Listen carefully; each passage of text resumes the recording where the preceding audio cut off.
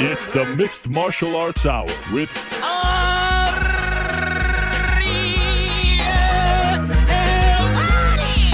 The Mixed Martial Arts Hour is back in your life on this Monday, November 27th, 2023. Hello again, everyone.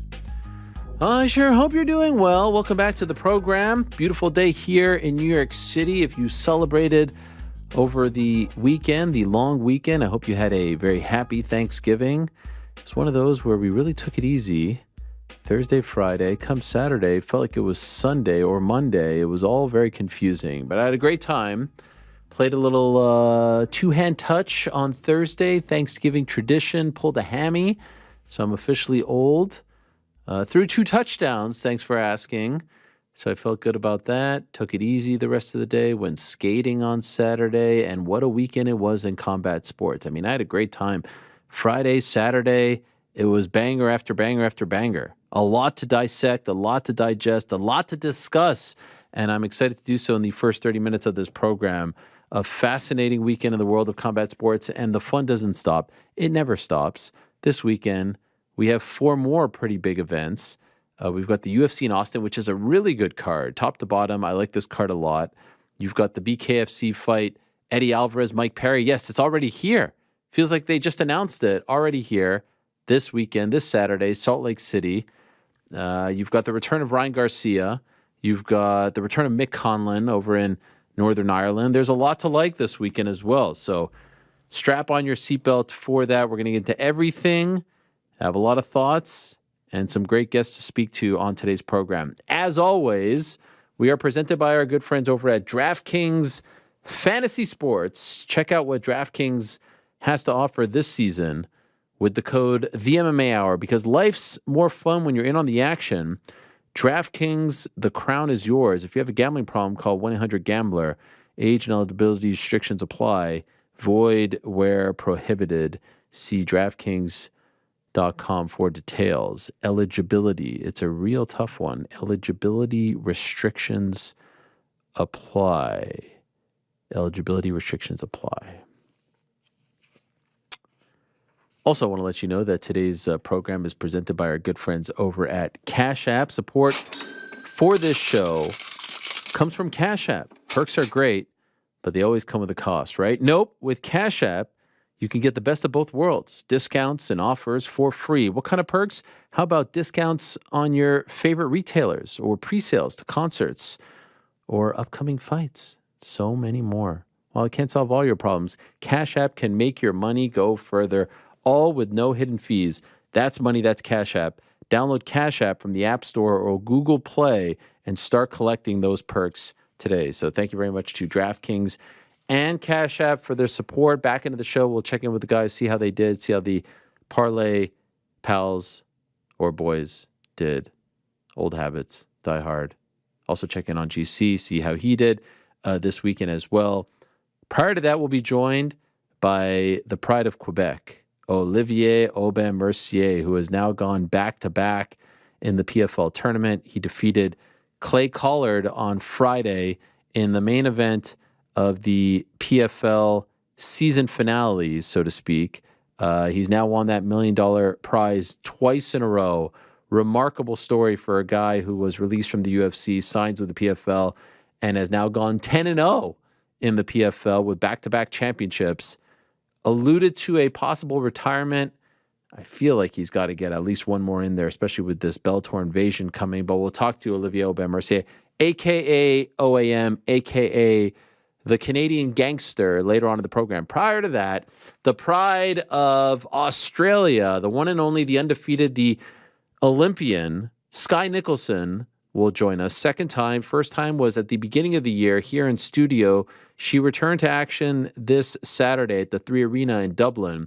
Improved her record to 9-0. She's the WBC interim featherweight champion. That's 126. And wouldn't you know it? As I predicted on Wednesday, a TKO win for Skye Nicolson, who may, in fact, be next for Amanda Serrano at 126 pounds. Serrano's the undisputed champion at 126, one of those belts that, of course, she is the owner of for lack of a better word, is the WBC belt. She did not defend the WBC belt a few weeks ago when she fought in Orlando because WBC did not want to recognize the 10 3-minute round fight. And so it's going to get really interesting here. Skye very open about her desire to fight Serrano. We'll talk to her about that and talk to her about the scene on Saturday. Many more thoughts about Saturday's fight between Katie Taylor and Chantel Cameron in a moment. So just sit back and wait a sec. Joe Pyfer is going to join us. It was announced on Friday, string of announcements from the very festive Dana White that Joe freaking Pyfer is going to headline his first event as a UFC fighter on February 10th. He'll be going up against the veteran, Jack Hermansson. Big step up for him. Like this opportunity for him. Hermansson hasn't fought in 2023, had 2 fights canceled, and now he returns to action. He's been there, done that. This is a great fight for Joe Pyfer. We'll talk to him about the opportunity in about a little over an hour's time. We'll also talk to Impa Kasanganay, who may have been the best story of the PFL event this Friday. He wins the $1 million. He beats Josh Silveira in the light heavyweight fight. This was the guy who was brutally knocked out by Joaquin Buckley in late 2020, about 3 years ago. He bounces around, gets on the Challenger Series, gets through the tournament, wins the $1 million, and now is on top of the world. What a story. Was living in his car not that long ago. It's an amazing story and a really a heartwarming story, and one that PFL should be proud of. These are the opportunities that we give guys, who may not be household names, who may not be big stars, but if they can get through the system, they too could be big-time winners, and Impa Kasanganay is one of those. So a huge, huge win for him on Friday. And then prior to that, in his first interview in a very long time, this guy never does interviews, Bellator executive, or should I say former Bellator executive, Mike Kogan, who has been in the fight game for decades with the likes of K1, worked as a manager, has been with Bellator for about a 10-year stretch, former manager of the likes of Roy Nelson and Nate Diaz and King Mo Lawal and many others. He was at the PFL event on Friday. Curious to see if he is going to continue. You may have seen a lot of Bellator fighters singing his praises over the last week or so. I have referred to him as sort of the Al Heyman of Bellator, where he likes to be behind the scenes, but really is getting things done in terms of the deal making is concerned. If Scott Coker was Dana White, he's Hunter Campbell, if that makes any sense to you. He's the one doing the negotiations and getting the deals done. And it seems like PFL wants him to stay. He was at the event, as were a bunch of Bellator fighters. What a great idea that was. Yes, of course it was my idea. I told Don Davis right here, face to face, you should bring out the Bellator fighters to the PFL event. And he was like, yeah, that's a good idea. And then I was asking people, are you going to the event early in the week? And no one had any sort of confirmation. And then all of a sudden I see all of them sitting cage side. And it was great. And it was probably the highlight of the event, if I'm being honest. Anyway, we'll talk to Mike Kogan about all of that and his future with the potential new company now that they have officially merged. All right, let's get into it. I'm very excited to talk about the weekend that was. So like I said, Thursday was Thanksgiving. Hope you had a lovely Thanksgiving if you celebrated it. Friday, we had the final PFL event of 2023. Now, I must say, it was a long-ass event. It was a long-ass event, and this weekend recap, of course, thank you, Frank, is brought to you by our good friends over at Cash App. There was a lot of cash that was exchanged on Saturday, or Friday, I should say. A bunch of people made a lot of money. $6 million checks handed out, not to mention the big dogs like Kayla Harrison in action. You know she gets paid a pretty penny, as she should. This is the problem with these events. 6 fights with the potential of going 25 minutes each is just hard to get through. And one of those championship fights was on the prelims. It drags. It drags. And, I don't know what the answer is here. Do you spread them out over a couple events? So you give like 2 its shine, and maybe now with more fighters, you can do a stretch of 3 weeks where it's 2, 2, 2. I don't know what the answer is, but 6 title fights, especially when a lot of them are going the distance, makes for a very long event. Their production, in my opinion, has come a long way. It looks good. It's flashy. It has sizzle. I think their broadcast team is great. Sean O'Connell, Kenny Florian, Randy Couture, Dan Hardy, they all do a great job. They're all well respected. They all speak well on the microphone. It's a nice package. It just went a little too long is the problem. It's hard. It's really hard to watch fights that just aren't moving. I know Don Davis spoke about this afterwards. You want the knockouts, and it's not always going to happen. This is pro wrestling. You can't script the fights, but there wasn't a ton to write home about.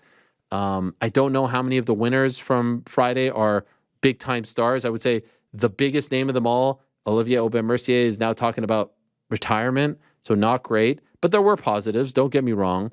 Kayla Harrison returning, big time positive, looked solid, got the win over Aspen Ladd. That's great. Derek Brunson looked solid enough. Had a nice win over Ray Cooper, who missed weight. The other problem is I understand that, elbows are a problem in the tournament. I don't love that they don't use elbows. It's weird to me. In the finale, you should be able to use elbows, in my opinion. And especially if you're involved in a non-tournament fight, why shouldn't you use elbows? And so you wonder if a fight like Derek Brunson or a Kayla Harrison fight would end earlier or not go the distance if elbows were a thing. This is a part of the sport. I don't like that they take that weapon away. I could sort of understand it if it's part of a tournament. Still don't really love it, but I get it to a degree. Final event of the year, non-tournament fight, you should be able to use it. There are nice stories. It's great to see these guys make $1 million. Is that, to me, the highlight of the event was the integration of the Bellator guys. Seeing them cage side, seeing some of them come into the cage, the likes of Patricio Pitbull, made it feel exciting. It would have been great if they had a date for this Bellator PFL, tete-a-tete, if you will.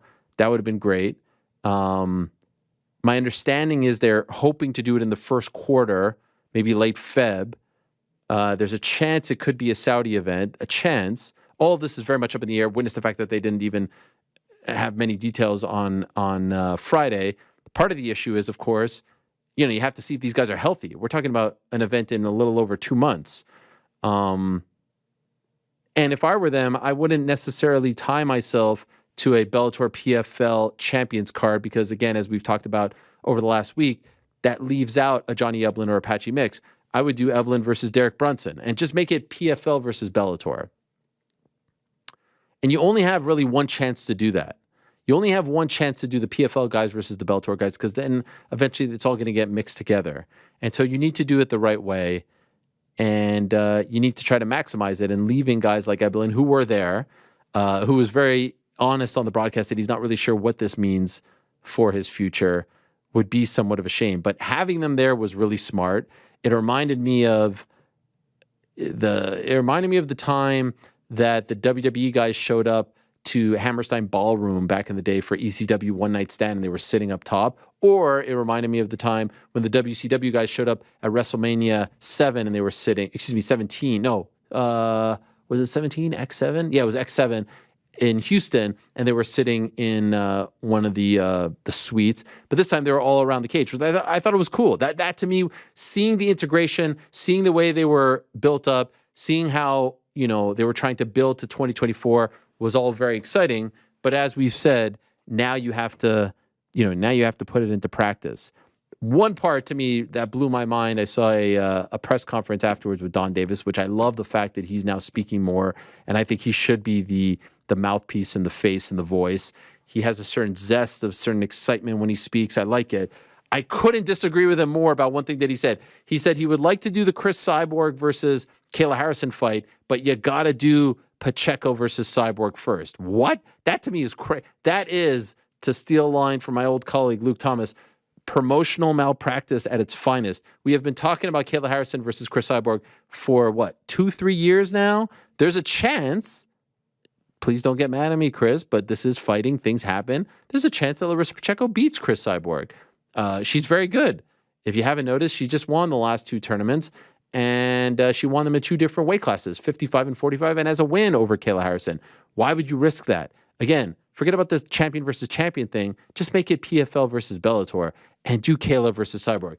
They have a history. They have a beef. I mean, Chris has a freaking website that she bought with Kayla's name in it that leads back to the fight. It would be crazy to me to not do that. Of all the potential Bellator versus PFL fights, that's probably the most intriguing one. And if you risk it by putting Pacheco in there against Cyborg, you're taking a very big chance that this fight never comes to fruition. It's here. She's finally your fighter. She's finally under your umbrella. And I know she's upset that she didn't get the invite and all this stuff, but she's under contract now to you. You got to make that fight. You have to. Like, this is not the time to get cute. This is not the time to be like, oh, this person's a champ and we need to do. No, this is the time to make the biggest fights possible. You only get a chance to do this once. There's only one shot to do this, like in a true PFL Bellator. These are the PFL guys. These are the Bellator guys. This is the best fight that you can make. The most intriguing fight. The one that has the most history and the most heat. Some of the other fights are great, but there's no history and heat there. There's no heat between Pinedo and Pitbull. This one has heat. This has like 2-3 years of heat. What are we doing, Don? Come on, you got to make that fight. Trust me on this one. Make that. It's Kayla versus Cyborg, and the winner can fight Pacheco, and then you have a great story. And maybe Pacheco doesn't want to do the tournament anymore, so now you have a great story: Kayla versus Pacheco or Cyborg versus Pacheco. These are all very intriguing fights. You got to do that one first. So anyway, big stuff coming for PFL. I suspect they'll announce the TV deal in the near future here in America. Seems like ESPN is the spot. I don't know where they'll go with Bellator, and they'll have their Challenger Series, and hopefully we'll get to see the Europe, fights, the European cards, and if they do Africa and they do, hopefully we'll get those. There's still a lot of questions that need to be answered. Is Francis going to fight? When is Francis going to fight? Is Jake going to fight? When is Jake going to fight? There's a good chance both of them don't fight next year. There's a very good chance. This could be a thing. And so let's see. Now they got their pieces. Now they've got their momentum. Let's see if they can put it into practice. So that was on Friday. Then we get to Saturday. And Saturday was just a trio of events that was supremely fun. Matchroom event in Dublin. Golly, did I have FOMO watching this. I so wanted to be there. Katie Taylor, Chantel Cameron. It felt like Taylor's career potentially was on the line. She had lost the first fight back in May, fair and square. Cameron appeared bigger, stronger, faster, younger than Taylor. This time around, a lot was made of the fact that Taylor wasn't doing a lot of media. She was supposed to come on this show, didn't come on this show, among many other shows and interviews. No hard feelings, still love her. Was not going to soak in the ring walk, was not going to put too much pressure on her. Going out there to win, to try to get those 4 titles at 140 and prove all the doubters wrong. And she did all that. She talked very little. The ring walk was super quick. The freaking crowd, the 3 Arena was on fire. It was electric. What a scene. Ed Sheeran was there. The place was amazing. And the fight was even better. Golly. If you have not watched this fight yet, please, I know it's tough to watch fights sometimes when you know who the winner is. Do yourself a favor and watch this. This was fighting at its best. This was boxing at its best. This was women's boxing at its best. Whatever you want to say, it was incredible. It was amazing. It was hard to score. I don't agree with the 98-92 in favor of Taylor. I am totally fine with the 96-94. I'm fine with the 95-95. In the end, I do think Taylor won, and I like that 96-94 scorecard a lot. Back and forth. They were just meeting in the middle like two bulls, head down, swinging for the fences. Now, unfortunately, there were some head clashes, and Cameron suffered a cut, but she was as game as can be, and as was Katie Taylor, reminding everyone who she is, that in my opinion, she's the greatest female boxer of all time. And I know this has upset a lot of people, including the Clarissa Shields fans, and that's fine. That is my opinion. Just like the pound for pound list is subjective, my opinion. I've said this is not a new thing. And what about that money moment of the week? What about Ed Sheeran in the locker room? I mean, this is amazing stuff. Last week was a really tough week in Ireland. It was a very divisive week. And I was talking with my good friend P.T. Carroll. Isn't it amazing that when it seems like Ireland is struggling in a really bad way, it's the patron saint herself, the pride of Ireland. No athlete, dare I say, no, celebrity if you want to call her that, more beloved. And as Eddie Hearn always loves to say, there's not a single person out there who says a negative thing about Katie Taylor, ever.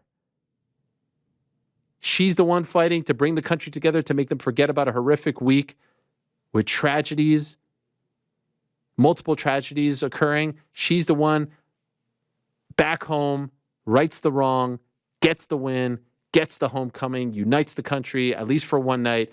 Just beautiful stuff. Beautiful stuff. Please, for the love of God, give us Croke Park in 2024. Please, for the love of God, make that happen so we don't have to hear about it anymore and ask what if, and why not. And there's really two big options. There's the Cameron trilogy, which I sort of feel like at this point needs to happen because Cameron was a great sport about all of this. And I know that it was the biggest fights possible for her, but golly, she just lost her belts back-to-back in Ireland. She deserves that, or it's the Amanda Serrano fight. I suspect the Cameron fight would be a lot easier to make. She is promoted by Eddie Hearn as well. It would make a lot of sense, and you don't have to co-promote with anyone else to make it happen. So happy for Katie, though. It was hard to watch back in May, and it was heartbreaking to see her lose her debut, her homecoming. And so to see her come back home and get a win like that, one of the best fights I've ever seen, just absolutely amazing. It was riveting. It truly was. I loved every second of it. And the card was great. Gary Cully gets the big win. Thomas Carty gets the big win. Paddy Donovan gets the big win. It was the complete opposite of May. All the big Irish stars got wins, and Ireland was buzzing. And now they get Mick Conlan in Northern Ireland on Saturday. So an amazing fight. And I have so much respect for both of them and thoroughly enjoyed it. Then we get to Survivor Series on Saturday night, and I'm locked in, and I'm watching that, and I'm watching Benavidez, the final Showtime boxing pay-per-view. And it was a great card, War Games, all that stuff.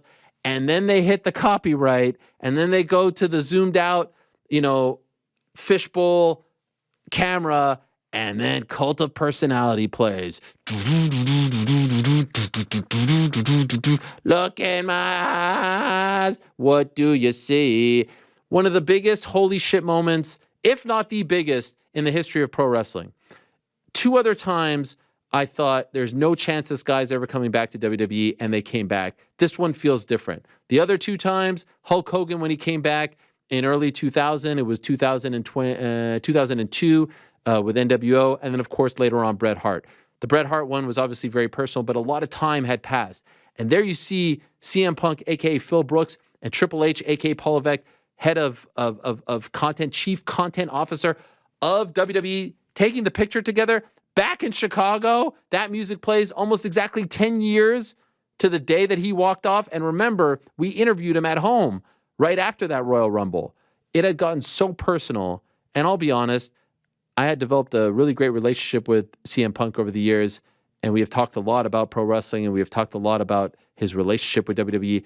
And just based off that, and I'm not telling you any deep, dark secrets, and we aren't as close as we once were. And that just happens over time. But I just never thought in a million years that he would come back because it got so personal, because of the things he talked about, because of the staph infection, because of the getting the papers on his wedding day, because of everything that he had said and they had said and the back and forth and AEW and all that stuff. And now to see him back on WWE programming, on the road to WrestleMania, appearing on Raw tonight, holy shit. That might be the one. I never thought that they would get it done, that they would be able to fix the broken relationship. But here are two things that I think people have overlooked in the last 48 hours when talking about this. Number one, there's actually three things. In the pro wrestling business, as we have learned with Hulk Hogan, with Bret Hart, with Ultimate Warrior, you never say never. It's maybe the one business out there where grudges don't exist. They may persist, but at the end of the day, they can all be repaired. They can all die off. And everything can be fixed with a handshake because it's what's good for business. And we've seen this time and again. Vince McMahon isn't as big a part of WWE as he once was, but that was always his mentality, for better or worse. Say what you will about the guy, he was always willing to make a deal if it was what was good for business. And so this is an extension of that. So ultimately, we should never be surprised, and we should never, ever, ever say never in the world of pro wrestling. We've seen too many guys. Bray Wyatt came back last year, etc. Which leads me to the next point. The next point is this is a different era. And it's a company being run by Nick Khan, who, as I always talk about, my former agent. And so I know him a little bit. And what you have to remember is that he is coming into this with fresh eyes. He is not coming in with a grudge. He is not coming in with that baggage. He is not coming in with, any animosity towards anyone. He is coming in with one objective and one objective only, is to win. And let's be honest, they're, in a, whatever you want to call it, battle with AEW, and his objective is to win there. And so they'll get Cody Rhodes and they'll get Jade Cargill and they'll get CM Punk because ultimately that's a win over AEW. And there's been a lot of wins lately. There have been a lot of wins. AEW gets their, they get their Adam Copelands and their Daniel Bryans, etc. But this is a freaking win, especially after what happened just a few months ago with AEW and CM Punk. And the other thing that I haven't seen a lot of people bring up in the wrestling business is CM Punk, like me, for a while, was represented by CAA. He has a previously existing relationship with Nick Khan. And that was a huge part. And I was surprised a lot of people maybe didn't know that or didn't put two and two together. And so that's a massive bridge that was already in place in order to make this happen. Now, does it happen because of this? Was it a factor? Who ultimately knows? And we'll get some answers. I'm sure we're not going to get these kinds of answers, but he is going to speak tonight on Monday Night Raw, and the numbers are going to be great, and it's going to go through the roof, and it's great to see. It's great to see him back where he should have been all along. It's great to see the relationship repaired, at least for now. I hope it ends up being a good deal for all involved. I hope it works out. He's too big of a legend, too big of a superstar, too big of an icon for his career to have just fizzled out after, whatever happened a few months ago with AEW. It shouldn't end that way. And so let's see. There's a lot of baggage there with Roman Reigns. There's a lot of baggage there with Seth Rollins and many others. I am fascinated to see where this goes. And on a night where Randy Orton returns, on a night where Stephanie McMahon is sitting in the front row, all of that just gets, forgotten about because the best in the world came back. Crazy stuff. Absolutely crazy stuff. That was shocking, but it was a moment. Holy shit. Did you hear that pop? When that song played, and to do it in Chicago, brilliant. What was so great about it was it seemed like one of those internet rumors that was just kind of persisting over the last few weeks. And it just seemed like one of those classic ones that would never come to fruition because no one broke the news. And it just seemed so far-fetched, like The Rock returning last year at WrestleMania or whatever, that everyone was going to go home unhappy. And then the event seemed to end, and they put up the copyright bug, and then it happened. One of those rare, true surprises. It was brilliant. A reminder as to why pro wrestling is so much fun and why it's so great. So I love that, and I can't wait to see where that all goes. And then when that was done, I watched David Benavidez lay the smackdown on Demetrius Andrade, a very, very impressive performance. And now I want to see him versus Canelo next. The big question is, where is PBC going? That was the final Showtime boxing pay-per-view and just the second to last event ever. The last one is going to be in December in Minneapolis, headlined by David Morrell. What I'm hearing right now is that PBC is very, very close to a deal with Amazon. And so we'll see what happens there. And so there will be events that if you are an Amazon Prime subscriber, just like if you're an Amazon Prime subscriber who wants to watch the NFL, you can get those games. And then there'll be certain games or fights, I should say, that will be behind the pay-per-view paywall on Amazon and on traditional pay-per-view platforms such as ppv.com, in-demand, cable, satellite, etc. So that could be the new home now that the Showtime deal is done. And you need that home. You need that platform, because if you don't have that platform, it's going to hard to book fights like Crawford Spence, which looks like it might be in March, like Benavidez and Canelo, like a Tank Davis fight. You need that platform, and so hopefully that comes to fruition. And there's a new player in the world of boxing. Is it not fun? Are we not having a great time? The combat sports world is a fascinating place right now. I just talked about 4 events spanning 3 different forms of combat sports. And there's just like a litany of things. I mean, I could talk 3 hours about all those events combined, and we'll talk more about them with the guys as the show rolls on. Can't wait to get into all of it and more. Hope you were able to watch as many of those as possible. Let us get to our first guest of the day. Rarely does this individual do interviews, rare if ever. In fact, I think the last time he was on this show might have been one of his last interviews, and that was about 10 or so years ago. The reason for his lack of interviews over the last decade most likely was because of his job. He was a Bellator executive for the better part of the last decade, and now he's a big-time free agent. As I said at the top of the show, he was at the PFL event on Friday, but right now his status is somewhat unknown. I have called him the Al Heyman of Bellator because he's behind the scenes getting deals done, but not speaking to anyone. I've compared him to Hunter Campbell at the UFC. He is, part matchmaker, part executive, part problem solver, a jack of all trades, if you will. He is Mike Kogan, and he is kind enough to join us right now. There he is. Hello, Mike. How are you? Hey, Ariel. How are you? I'm doing great. Great to talk to you again. It has been a while. Yeah. Figured every decade or so we get together. All right. All right. So thank you for joining us. I think a lot of people are very curious to hear from you because you're one of those guys, like for people like me, I knew what you did behind the scenes for Bellator and understand how important you were to the success of the promotion, and now curious to know where you go from here. And so let me ask you off the bat, what has the last few months been like for you, as it has been sort of like the worst kept secret in the sport that, Paramount Viacom were going to get out of the fight game and that this PFL deal was pending for you since you poured so much into the brand over the past decade? What was that like? It was bittersweet. It's kind of like, the end is coming and you don't know when. It kept getting pushed back and pushed back. It was obviously a very complicated deal, and powers that be were dealing with it. But, on our end, it was just kind of like, enjoy the moment. I think we went out with a bang. I think we put on some of the greatest fights we've done in the last 3-4 shows, as we were winding down. And also it was kind of like, let's try to fight as many people as we can. Some of our cards had, 18 fights on there because we didn't know what the schedule is going to be like, what's going to happen in the future. And, we felt like a lot of these guys are owed fights and we should just do them. So, we loaded it up. It was a lot of fun. I think our last show was in Chicago was, spectacular. Were you hoping that someone would buy Bellator and take it in a completely different direction? In other words, were you somewhat worried about the purchase or acquisition by PFL because that would mean a merger as opposed to just a new owner and running it separately?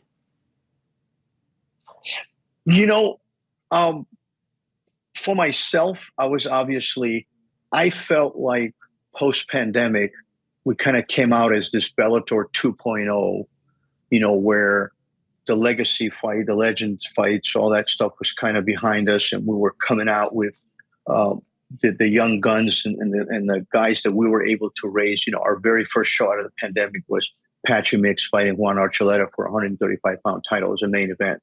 We've never done that. 2 homegrown guys fighting for titles. And from there on, I thought we had the momentum, where the roster was growing and building, and a lot of the younger talent we've been investing in over the years was coming to, pay dividend, like AJ McKee's of the world, Aaron Picos, so on and so forth.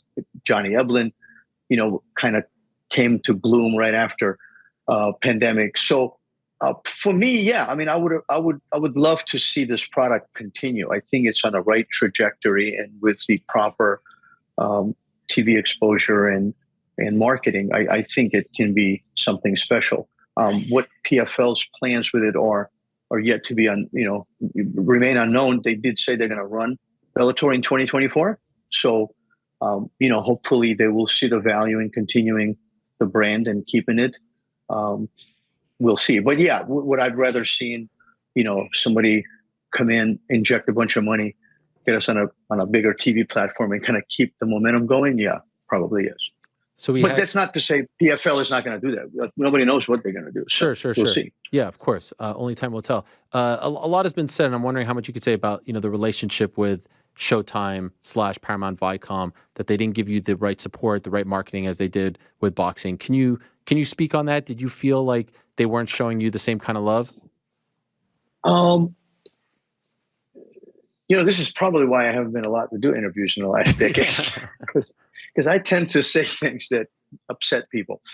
I don't know if it's Showtime per se. I don't want to point the finger at Showtime and say specifically, everybody else was in line to fall over to promote us, and then Showtime was keeping us down.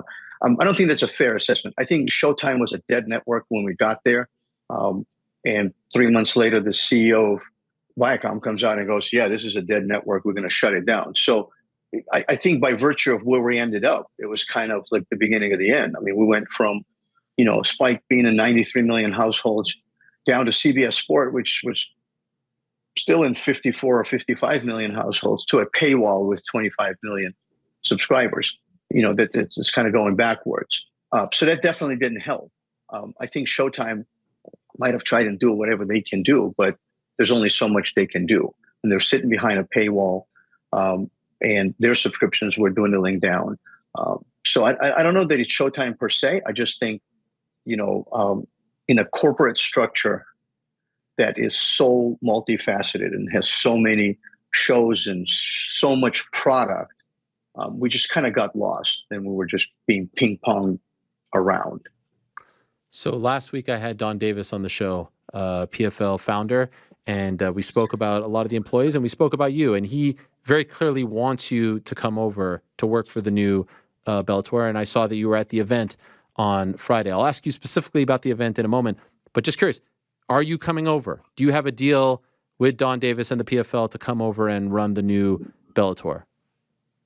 I don't have a deal with Don. I have met with him and talked to him a little bit. I actually have a meeting with Don and Pete this week to kind of talk a little more about what that deal would look like and what it would be like. I'm definitely interested. I believe I still have plenty to offer in this space. Slowly I've creeped into, almost 25 years in this industry, from, from seeing you sitting in a hotel lobby editing your own shows to, here you are, a big superstar. So, I think I've had a long journey, and I have a lot of experience, and I can offer a lot. So, we're going to meet, we're going to talk. I believe a big part of me joining is going to depend on under what terms. And I don't mean just money. I mean, what am I there to do? If I'm there to make a difference, make a contribution, my voice will be heard, then I'll probably be very interested in joining. If I'm there to just kind of implement whatever strategy somebody else has, then I probably will pass. I think it's not my cup of tea. Right. No, I definitely know that, knowing you. What would the role be? I don't know. I have no idea. Okay, so when they say that we want you to come over, they're not talking specifics just yet? That's what this call or meeting is going to be about? They just said, we want you to come over. We want you to, work with the roster, work with the fighters, but I don't know. I have no idea. Would that be Bellator only, or would that be for the entire PFL?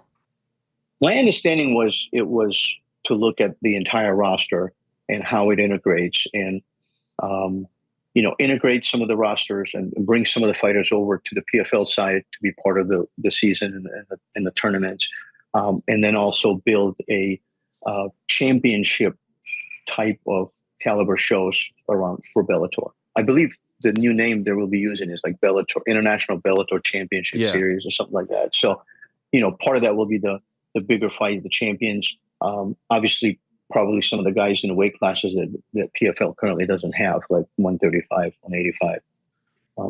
But I don't know. We've had very kind of, top line conversations without digging into anything. What role would you like? If it was up to you and they said, Mike, what do you want to do? What's your ideal situation? Let's just say what they offer. Okay, fair enough. Ideally, I'd like people to get out of my way and let me do my thing. I think I could do it pretty well. Well, would you like to be a face? Like, would you like to be the guy at the dais saying, in addition to all the other stuff behind the scenes, the guy doing the interviews, the guy saying, this is why you need to watch, every promotion kind of needs that guy, I think. Would you like to be that guy? If I'm the best person for it, then yes. I don't really care. Like, to me, it's not important who is doing it, so long as it's done right and the messaging is there. And, somebody has to narrate this thing, right? I believe in MMA, fans expect a person to narrate the company's direction and the fights and some of the fights to be made and some of the fights not to be made. And without that narrative, you're just kind of producing content, right? And you're just throwing it out there. And then you're leaving it to everybody else's interpretation as to what they think is going on and what they think is happening. And then you have reporters that are speculating, and everybody's speculating, right? Somebody needs to be able to say, this is what we're doing. This is why these people are going to fight. I think this is going to be the next this, and the next going to be the next that, and whatever it is. And I believe that, it doesn't have to be me. It doesn't have, it can be somebody else, but it has to be somebody. Somebody has to narrate. Somebody has to tell the story and get you excited. And I believe it's somebody that, has to be somebody that knows about fighting and somebody that when they speak, somebody will listen and be like, okay, I totally see it. This person has earned the right to say these things as opposed to just everybody offering their opinions, which happens a lot in our industry. I know you're probably going to say, I don't want to speak for him, but I'm going to ask you the question anyway, and hopefully you give me a different answer. Do you think Scott Coker is going to come over? No. Okay. Why not? Because Scott was always the guy who led the way. And, there's too much overhead here, I think, as it is. So I don't think so. When you say overhead, what do you mean? Like there's already people in place that are leading the way? Yeah, there's a pretty elaborate structure there already in place. Okay. So, I don't think Scott's going to. I mean, obviously, sure, that's his decision, but I don't see him doing that. When you're somebody who's done this for 30 some odd years, who do you answer to? Mm-hmm. Yeah, who do you ask? It's tough to be the employee after you were kind of leading the charge. How do you feel about the decision to keep the Bellator brand going as opposed to just calling it PFL Champion Series? Keeping this separate thing going, how do you feel about that decision? I mean, I think it's a smart decision because you could always roll it in later, But Bellator, I believe, has a pretty good recognizable name, especially in European markets, which is where PFL wants to run Bellator mostly, right? In Europe, we're a known product. We've filled arenas in Paris, in Milan, in London, in Dublin, Israel. So why get rid of it? Keep it. I think it's a smart thing to do, and it shows that PFL is open-minded into seeing, hey, let's see where this goes. Also, I think from a strategic standpoint, and this is just my opinion, I don't know what their view is, why keep it. PFL is kind of set in its format, right? There's the preseason, season, championships, titles, we're done, start over. There's not much flexibility there. With Bellator being a brand that runs outside of that format, now you have some flexibility. Now you can create some interesting matchups and some fights that fans might want to see that you can't do during the course of a season. So you're kind of limited there. So, maybe they're trying to see how that might work and see what happens. I don't know, but I think it's a smart thing. I don't think it's a stupid thing. How do you feel about that PFL format? Tournament format? Yeah. I like. Obviously, we've run tournaments at Bellator. Right. I worked for K1 before, and we run tournaments, so I've been around tournaments. I think I don't think it's necessarily a bad thing, but I also believe that it's very challenging to get fans behind it in large numbers. It's very difficult to get a fan engaged into a tournament with multiple weight classes and have them care about all of them. I think it's more challenging to do that because the fan base was built in a not in that format. They're built as a regular fight fan, excited about this guy fighting this guy and that guy doing this and this. With tournaments, everything is kind of predetermined. So there's very little speculation. It leaves very little room for any kind of what if scenarios. It's just more of just watching a progression of the tournament and getting to the finals. So And there's narratives there, but it's just, I believe it's difficult to tell when it's 6, 7 different weight classes. Obviously, PFL has done it. They're continuing to do it. It's a model that, they're built on. But in my personal opinion, I think it's a little challenging to really get fans behind being able to cheer on 6 different people fighting in a tournament. So you went to your first PFL event on Friday. You were there front and center with a bunch of Bellator guys. What did you think of the event? I mean, the production was nice. I loved the arena. I mean, obviously it was a smaller venue, but it was, very well dressed, beautiful screens. They have a stage. I liked it. I thought it was pretty nice. So I said at the beginning of the show, way too long. You put 6 title fights on a card. You're playing with fire, and it felt like it dragged. Do you agree or disagree? You were there. I wasn't. Yeah, I did. And that's what I mean by, it's challenging because there's multiple issues. So number one is anytime you have a title fight, it's really a 50-50 on just how exciting it's going to be, right? Because these are the best 2 guys in the weight class. So whether it's a tournament, these are the guys that beat everybody else, or, it's just a number 1 contender fighting for a title. It's a hit and miss because you're going to get 2 guys that are very tactical and very strategic, and the belt's on the line. So those fights are usually cautious. Now you multiply by 6, and then if they go to distance, there's no elbows allowed. So a lot of the ground and pound guys can't, cause too much damage. So it's going to drag on. So yeah, it starts to become a little overwhelming. The fans in the audience were pretty engaged the whole time. They were cheering on and pretty much on board. But I would, for my taste, even if you're running the tournaments, I believe it's better to you pick your anchor fights. You say, these are the 2, 3 weight classes we're going to focus on promoting. Everybody else will still fight and they'll still win. And then you just mix the upper card with a little bit of, holy shit moment fights. Like, you put on fights are going to keep people awake and exciting, and then you mix it in. And I think that might have made it a little less prolonged. But, it's just a matter of opinion.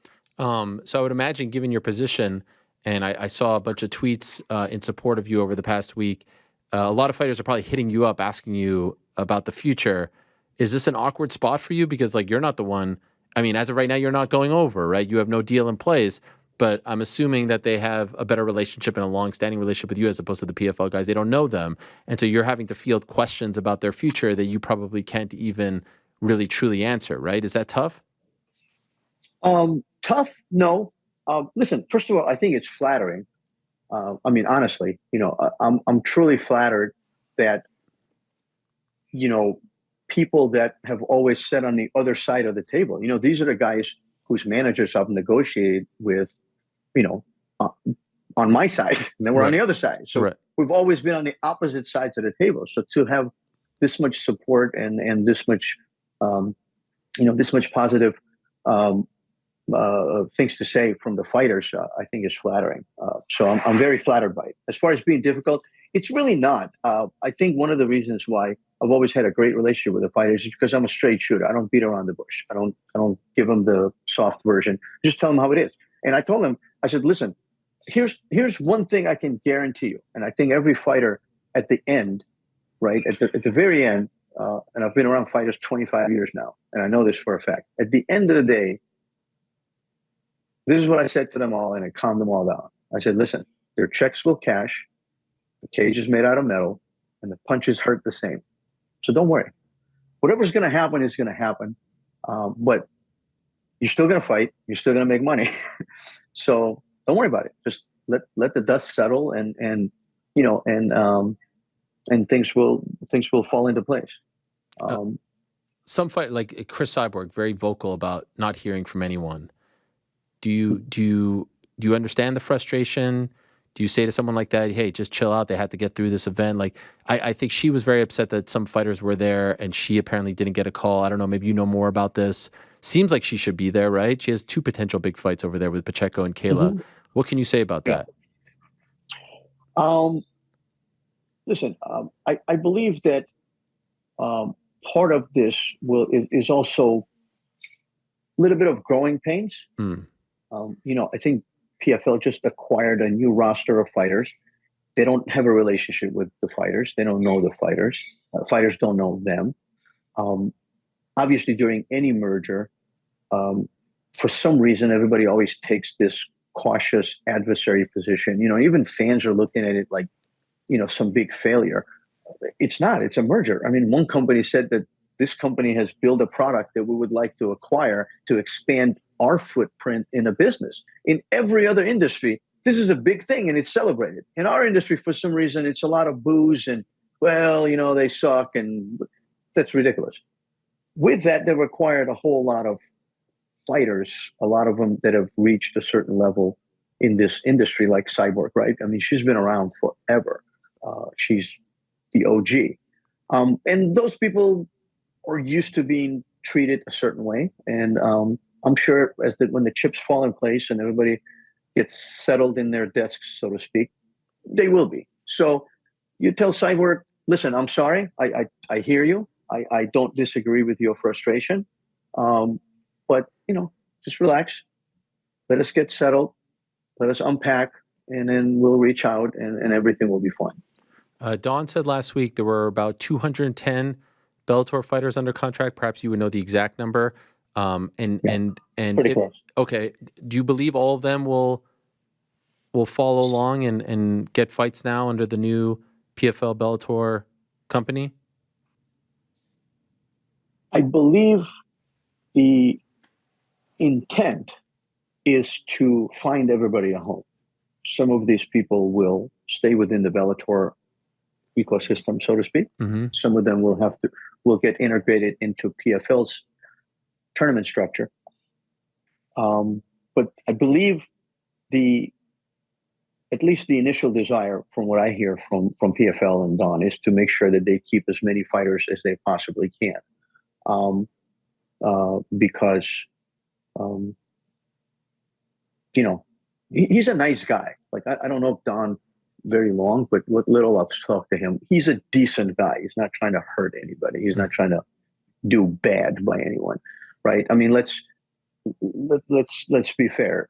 Viacom announced that they will shut down sports by the end of this year, right? So, in theory, this man had no reason to buy anything, but he just sat back and waited until they shut it down and pick up the pieces. But he felt that he started to be engaged in this process and he should finish it and bring the fighters on board and then try to integrate them. So I think the initial thought is to try to keep as many of them as possible, if not all of them. But at the end of the day, it's a business. You have to run a business. Sure. To that point, I actually asked him last week after our interview, by the way, why didn't you just wait until they close shop and then you just pick up the pieces and you don't have to give them any equity? And he said it was so that, the fighters, have homes and you can honor the contracts. And maybe there's a part where they didn't want to get into a bidding war, right? Because now the UFC can bid on a guy like Johnny Eblin or Apache Mix. Mm-hmm. Were you surprised ultimately that they did that they didn't just wait and take their chances? Yeah. I mean, I was.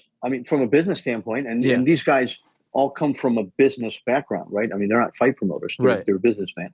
From a business standpoint, it made all the sense in the world. Even if you lose a Johnny Eblin or Patrick Mix, so you build a new one. Sure.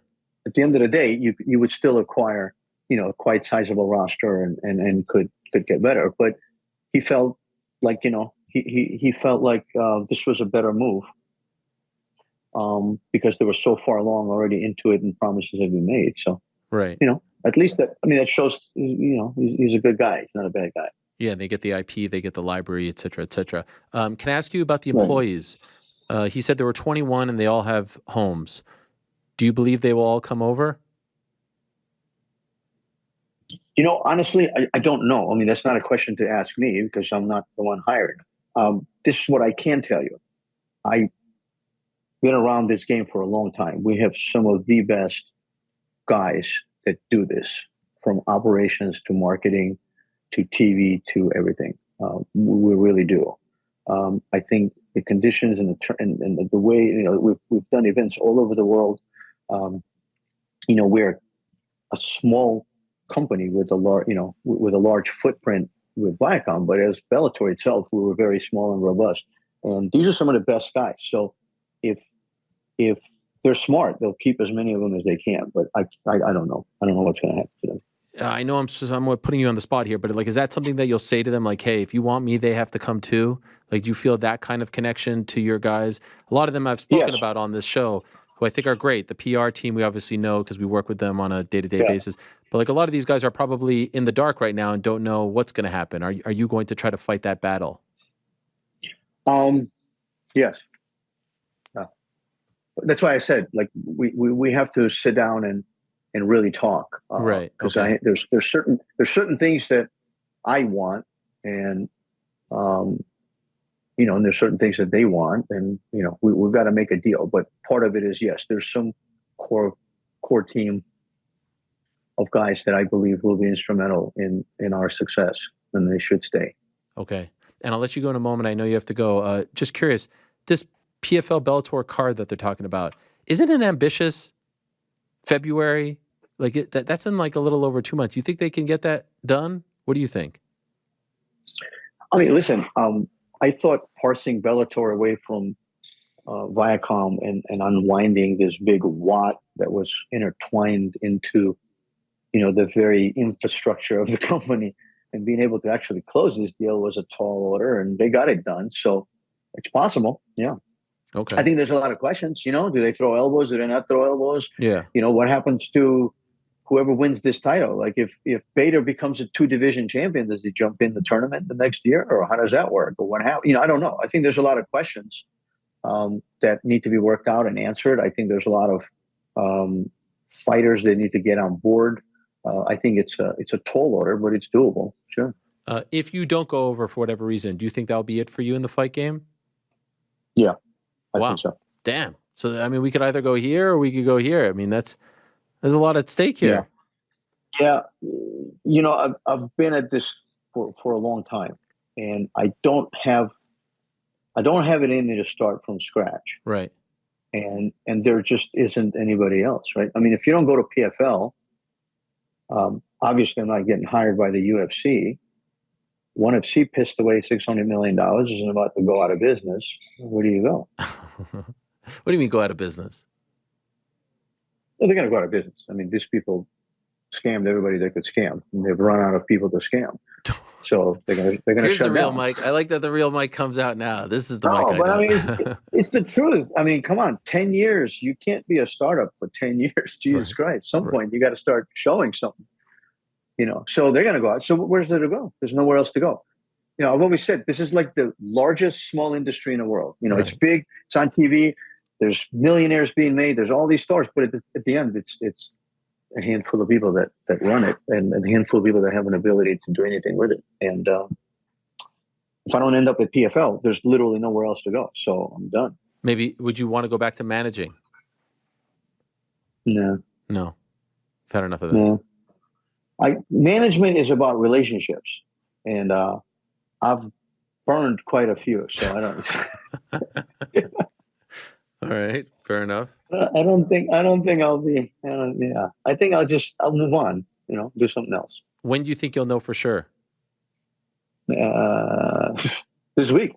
Oh, really? I mean, I'm meeting Don and Pete tomorrow, so I think a lot of questions will get answered, and we'll go from there. Do you need me on the call? No, we're good. You sure? Good. I think I can handle it. I've negotiated a few deals in my life. I think I'll do okay. All right, fair enough. Well, congrats on everything you accomplished with Bellator, and of course throughout your entire career, which dates back well before Bellator. Thanks for always being kind. Appreciate it. And good luck with the meeting, and keep us posted. Hopefully it works out. Absolutely. Thank you, Errol. All right, there he is, Mike Kogan, a longtime Bellator executive. Fascinating times in the world of fight sports, like I said.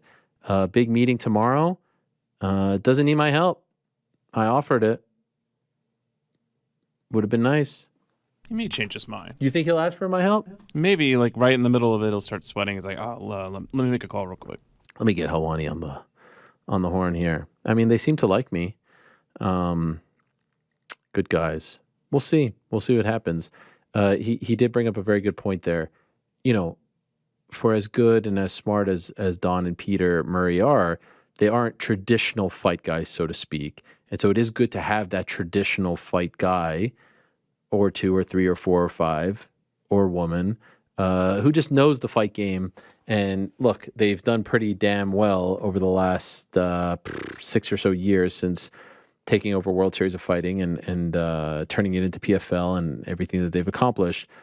But, having that guy who has relationships with the managers and the fighters and all that stuff and is able to build talent is an important person to have on the team. So let's see how it all plays out. A ton of questions that need to be answered between now and I would say April of next year. Are they going to get that, Bellator PFL card under their belt before the season starts in April? Who's going to come over? Where are they going to land?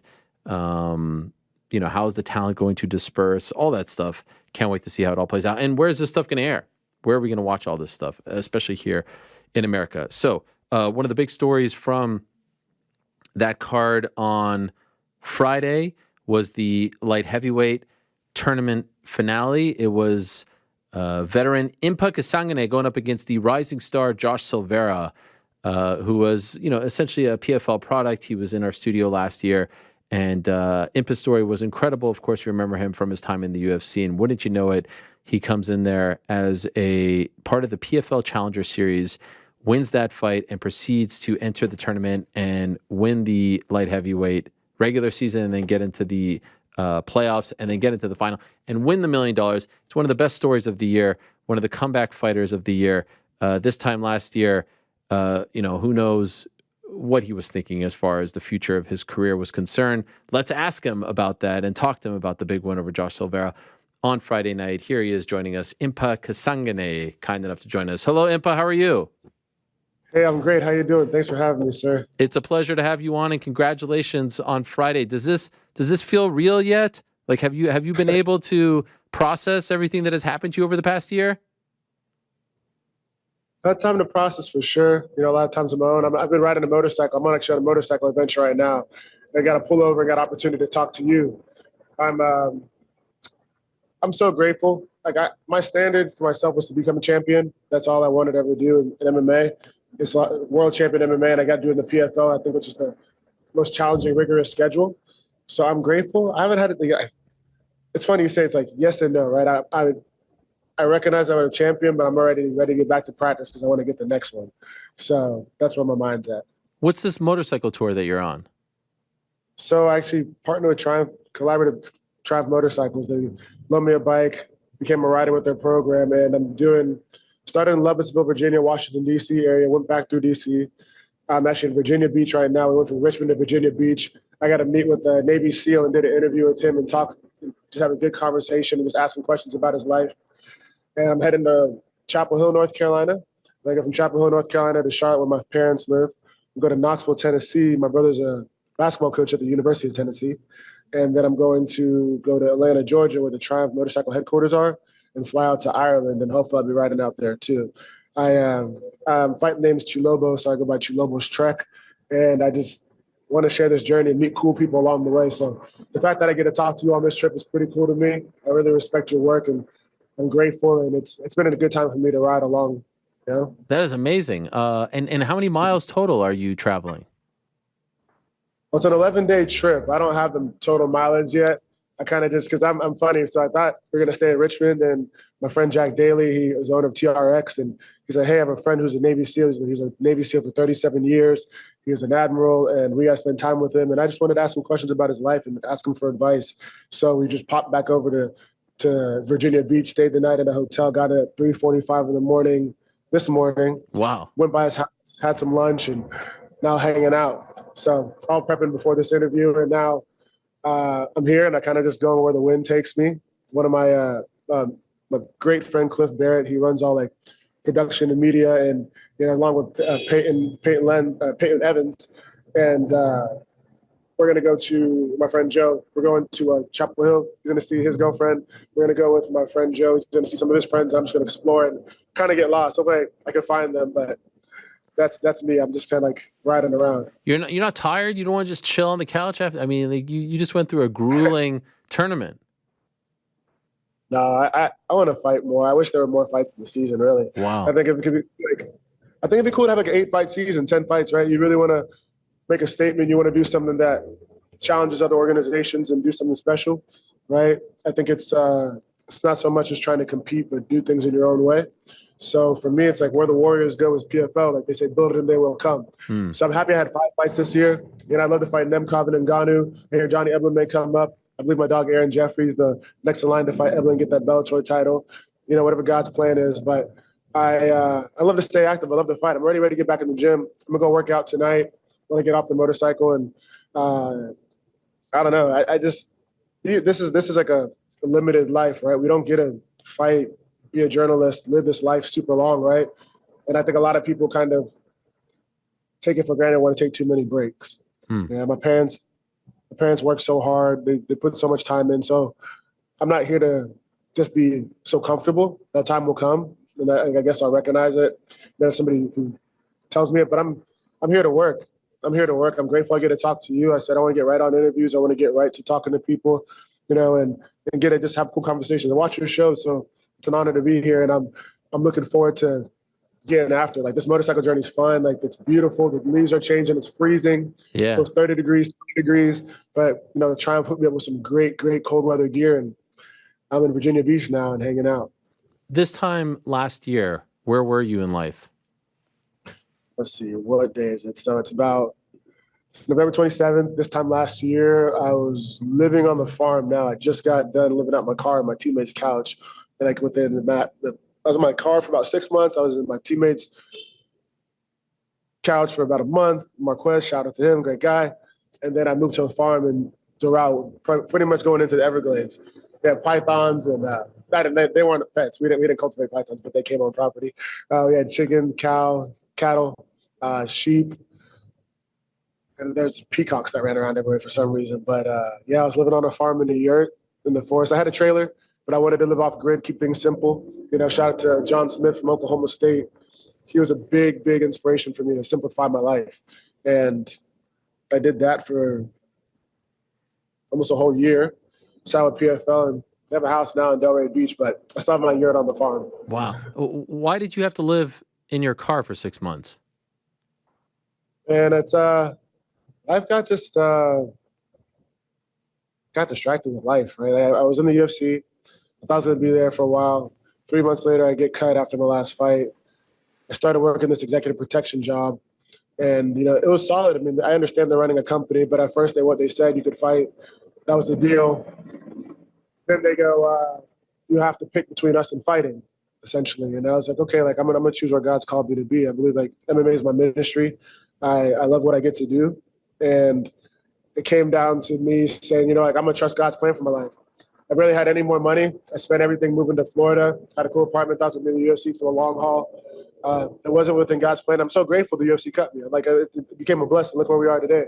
At that time, it was challenging. I have a business, Impa's Refinery, where I train people and clients, and it's going pretty well. Then all of a sudden, like I just didn't have any clients for months. So I just started. Money was dwindling, and it was due to my lack of organization as well. I don't blame anybody but me. So for me, I went to my car. I was very at peace, right? I would still train. I'd go to Naples every weekend I could. I would work at a restaurant. There's a bar back at Kapow Noodle Bar. And I go see Cosmo Alexandre in Naples for a while until, you know, I started, really staying focused on the gym where I'm at. Coach Dieter really took me in. Nick Lentz, Greg Jones is my main corner, right? And they stood with me. Henry Hooft. And I was like, I'm not going to ask people for help because I got myself in this situation. My parents never made an excuse coming from Congo. So for me, I need to figure it out, you know, because there's no, you get a handout in life where somebody helps you, but you're not ready to move forward. I got to be willing to help myself. I thought I was going to get married, right? And things didn't work out. So I think I just kind of went to a pretty dark place. And I'm grateful. I think they're a great person, but life just didn't work. And it wasn't the best for my life at the time. So I think I was just pretty lost, man. I left the gym I started out in. I was kind of confused. Did I make the right decision to move to Florida? Should I have stayed there? All the training partners I had, some of them I talked to, some I didn't, some I was really tight with, some I never heard from again. And I connect with people a lot that I love. So when I got to that car, it was just it was the only place where I could just sit down and be peaceful in that front seat, right? And I'd Instacart stuff to the gym, eat. But it was probably one of the best times of my life too. I wake up at 5:30, get into the gym by 6 a.m. I was in the parking lot so nobody could see me. Hop in the shower, brush my teeth, and I start collecting money. It's like, how can I reorganize myself? Started working in accounting again, but I never made sure I missed training. And man, like, I get to stand before you today as a champion, but I never lost sight of the goal. It was just like being patient and getting reorganized, and that's what got me there. It was like the lack of organization, the lack of patience, and now I think I'm at one of the better points in my life. Did your family and friends know that you were sleeping in your car? My family and friends didn't know. I didn't tell anybody. I didn't. Wow. There's no need to make excuses, right? Like, you got to own it. To me, it's when I got knocked out by Buckley, I told people you got to own the failure, you own the success. And for me, that's the same. So I own the failure of that point in my life. It was my fault that I was homeless. It wasn't anybody else's. I have 3 college degrees. I could have done it, but every job that I wanted to do, they wanted me to miss training.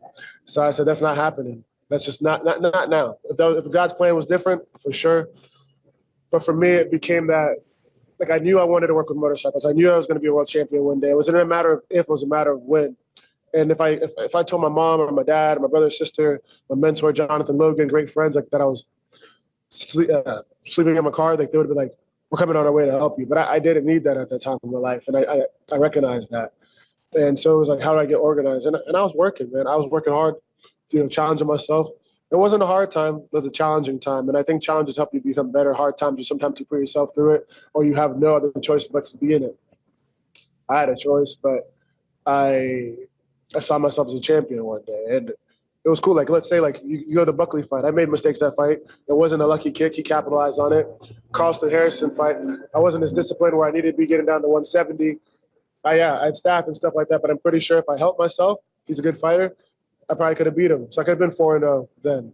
So, like, I just had to own where I could and see what I could control. And it really motivated me and inspired me. And then the security was patrolling the building. Like, this car's always here. And, like, they see me get on my motorcycle and I hop off, leave my car there. And Henry Hooft came up to me, said, come talk to me. And I said, like, I don't know if I did something in the gym, if I left. He hates when the gym's messy. So I was like, gosh, I hope I don't leave something in the gym.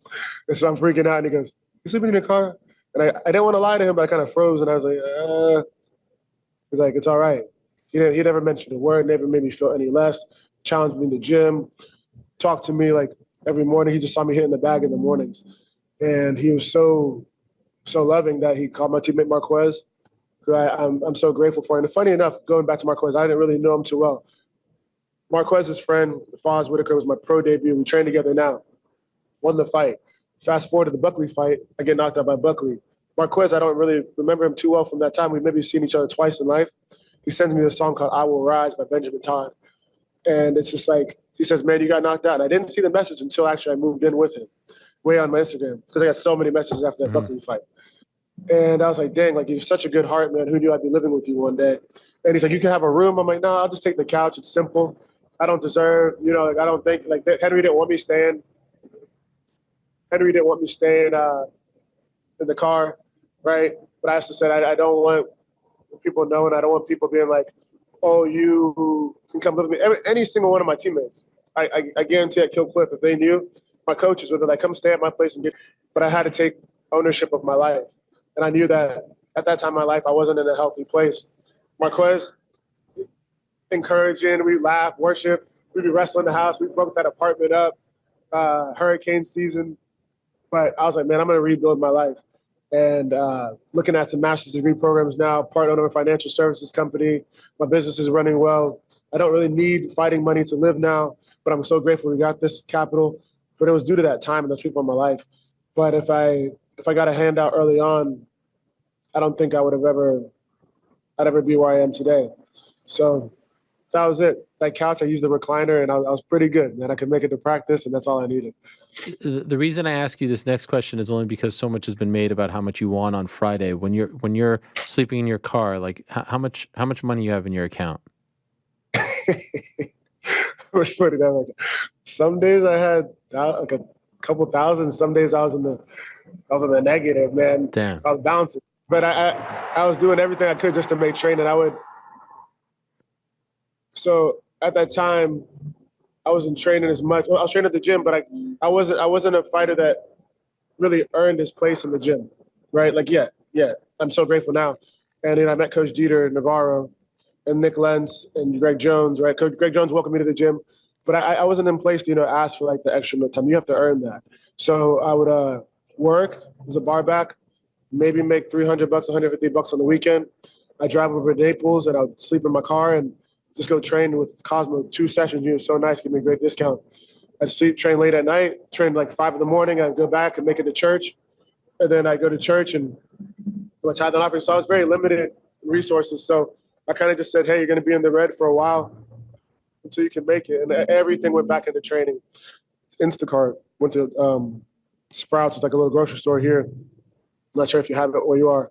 But anything I could do just to make training. So whether it was the right gear, whether it was the training clothes, the food that I needed, the necessities, right? Toiletries. It wasn't a lavish life, but man, I had the beach. I had the beach, in Florida. So that was cool. Sometimes I just go hang by the beach and skateboard and ride around until I could figure it out. And then I just started saving money. The clients started coming in, rebranded myself, got some great advice from Alan Diamond, who's my mentor. Man, like I'm in a much better place thanks to the people in my life, and even like I didn't end up marrying the girl that I was dating at the time, but she helped me out that time too. Like she knew, she was the only person I probably knew actually at that time. And but my mom had a hunch, but I was like, nah, I'm good. She's like, why are you FaceTiming me in your car all the time? I'm like, well, I had a client today. I'm sleepy, like training, coach got after it. Coach is mad at me. He kicked me out the gym today. I would just make some stuff up. So, yeah, Mom, I'm sorry I lied, but I didn't want her to worry. And I knew I was going to make it, man. I knew I was going to make it. It wasn't a matter of if, it was a matter of when. And that win was November 24th, and I'm putting that behind me, and I want to, go claim these titles and going to claim these titles and these next victories. So I just would write it down. I'd read my Bible. I'd listen to a lot of worship music. Reggae, I would train. I drive to Coach Dieter's gym. It was an hour and a half away. Right. And then I really stopped going over to Cosmos. I just strictly stay within my trusted process. And I think that's where guys mess up. Like, I do have the trainers and the coaches I need in my gym. It doesn't take away from anybody else, but I needed to be around people who saw me every single day. And I really think that became something that helped me expedite the process. So I'm grateful for that time. Do I want to go back to it? People say you want to repeat it. No way. Nah, no way. not. But I'm happy here now. Just curious, over the last 3 years, like after the Buckley loss or even this period that you're talking about, at any point did you consider quitting MMA and just say, like, this is just, no, never, not once? The thought never crossed your mind? No. How's that possible? Man, if I told my dad I quit, I think he'd disown me. Wow. and he should. Because my dad, they recently shared this, but he came to this country with $16 in his pocket, didn't know the language, was a bus boy, wanted to study engineering. His dad died when he was 13. They have like 12 siblings, a couple passed away. They had everything. And then in Congo, when his dad passed away, he was a general. He was a military, he was a high-ranking officer. I want to say general. They took away everything from the house that they lived in. His house used to flood in a poverty-stricken area. In the rainy season, his house would flood to the second floor. He would still study. He showed me his notes, and they were impeccable from when he was in school at that time in his life. Like, he meant it. And he would study, and the house would literally flood. His brothers and siblings could tell you, like, it was terrible. He used to study with the kerosene lamp. And I'm like, I'm going to go to this guy and tell him, oh, quit. Like, it was never an option. And I have a little brother and sister. My brother is a basketball coach at University of Tennessee. He was a Naval Academy affiliate, played college basketball, getting his graduate degree. And my little sister, she just committed to West Point, so she's going to study either accounting or finance or biomedical engineering. Like, she's the smartest one in the family. She's the main character, and I'm very proud of them. And if I looked at myself in the mirror and said I'm going to quit, that'd be killing everything my parents worked for. My mom, she came to the United States when she was 19. Her mom passed away. My mom was adopted by a family member between Belgium and Congo. Not the best life. She was going to become a doctor. Just like the person who was helping fund her education passed away, and she focused on nursing. It was quicker for her to finish. And if I ever went to them and was like, I quit, it would insult, and I think it'd be like a curse to the family name. Wow. So for me, it's like, there's no way. And I tell my mom, sometimes she's gone for 17 hours of the day, like a 17-hour shift. I remember she used to work at 2 hospitals. She'd be doing further education, and she never complained. Like, there's not a time in my life my mom's ever complained that I've heard verbally. Like, ever. Like, not, and she's tired. My mom and dad will come home. My dad will pick my mom from work. He takes her every morning to work. He comes back, he cooks, he cleans, he does it. He works from home, he has his own business. You know, he takes my sister, he takes care of her. He'll take my sister's hair out of her hair, like when they put the little weaves, twists in their hair. You know, make sure my brother's good. He does my mom's feet. Like, he's a real man, you know, and he's a loving man. He's a tough man. He's a strong man.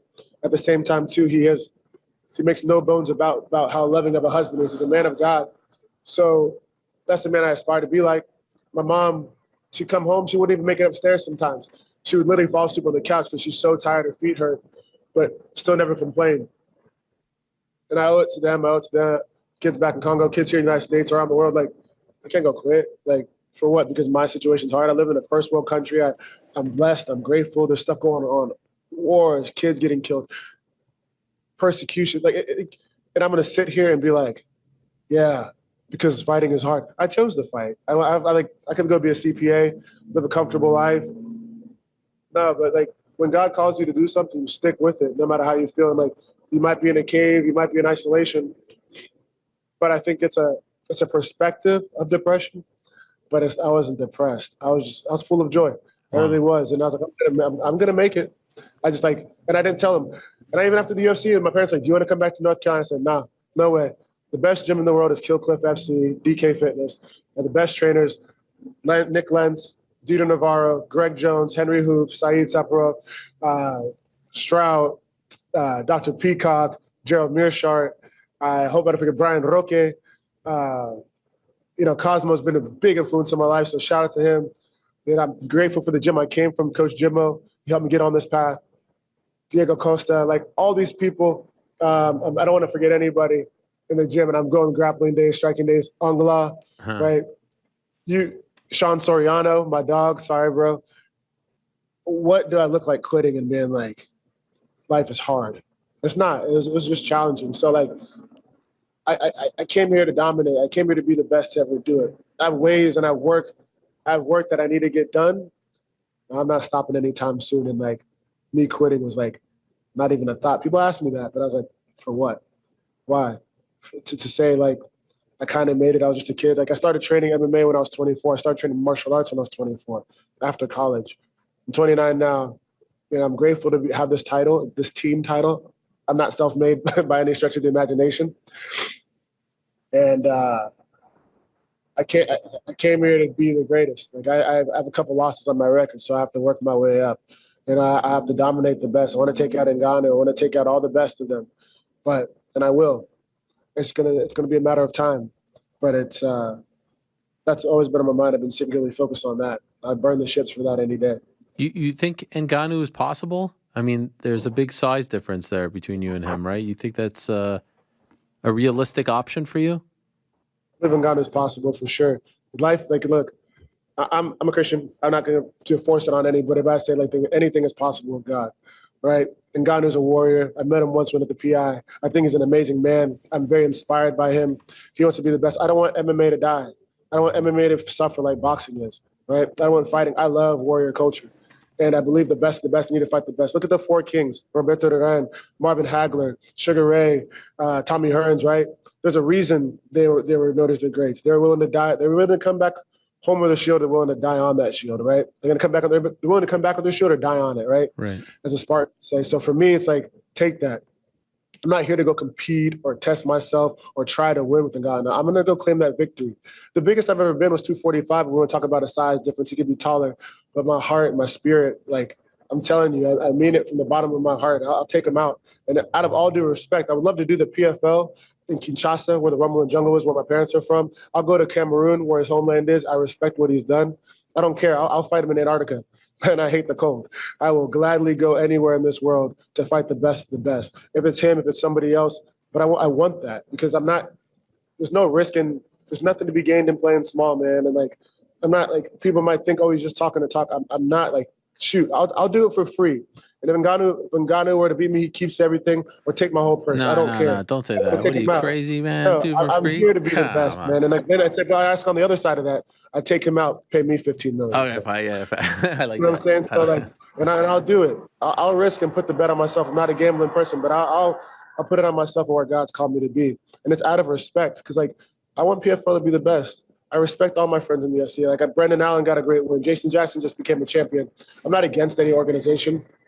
Dana White called that I'd be a champion one day. So I'm very grateful. Like I'm not against them. Like that's so stupid to like compete and just try to be better than this guy. This world is too much in comparison. That's why you see kids jumping off buildings and hurting themselves because they're just trying to compare themselves with the next kid. Little girls are mutilating their bodies just because they want to look like somebody else or be somebody, but they're beautiful the way they are. Like, why would I sit here and just try to compare myself with another organization and teach kids and people coming after me that you got to compete to try to be like somebody else? No, like, I'm going to be the best where I'm at. I'm going to build and they'll come.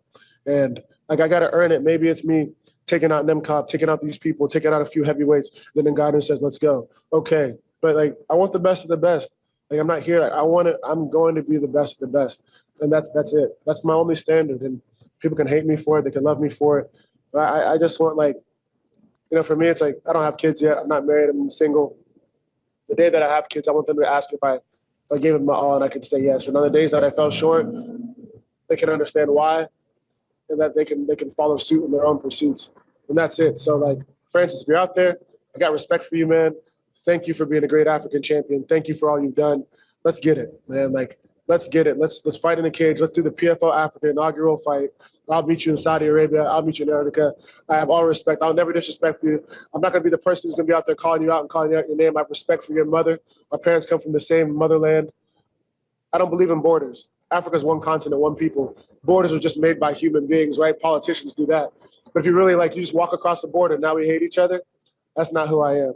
I don't see the difference in any human that I walk across, white, black, any other color. Like, I'm here to fight. I'm a warrior. I want the best of the best. And I want Francis Ngannou. I want Nemkov. Eblin, I respect that they talked about it. I believe that's Aaron Jeffries' fight. And I respect all these warriors. So let's get after it. Let's do it all on the same night. Let's make it a round robin. I guarantee I'll still get it done too. Well, I love everything about this, man. Congratulations. One of the best stories of the year. Supremely happy for you. Well done. Way to prove to people that you can bounce back from, you know, setbacks, public or not.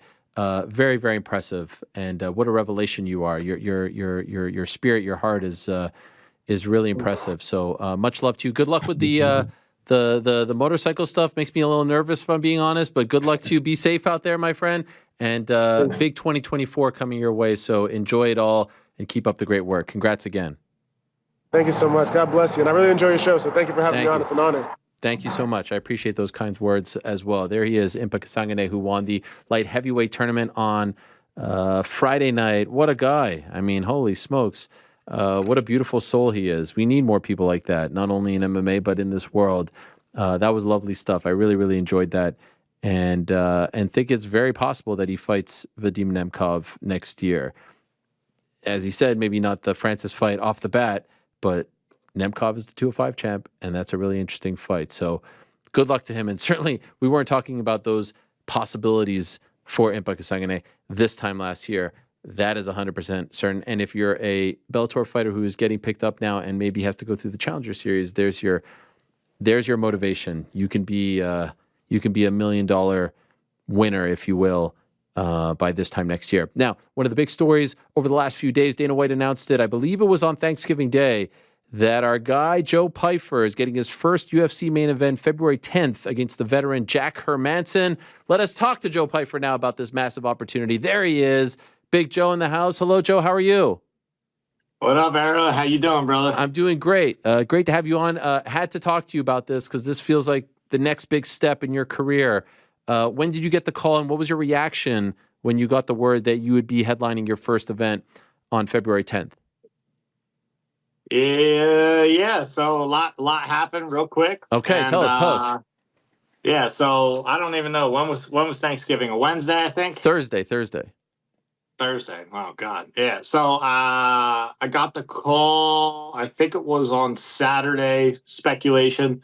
We just started going over like the contract renegotiation, and then kind of like who was available, what their plan was, what my time frame was when I wanted to fight.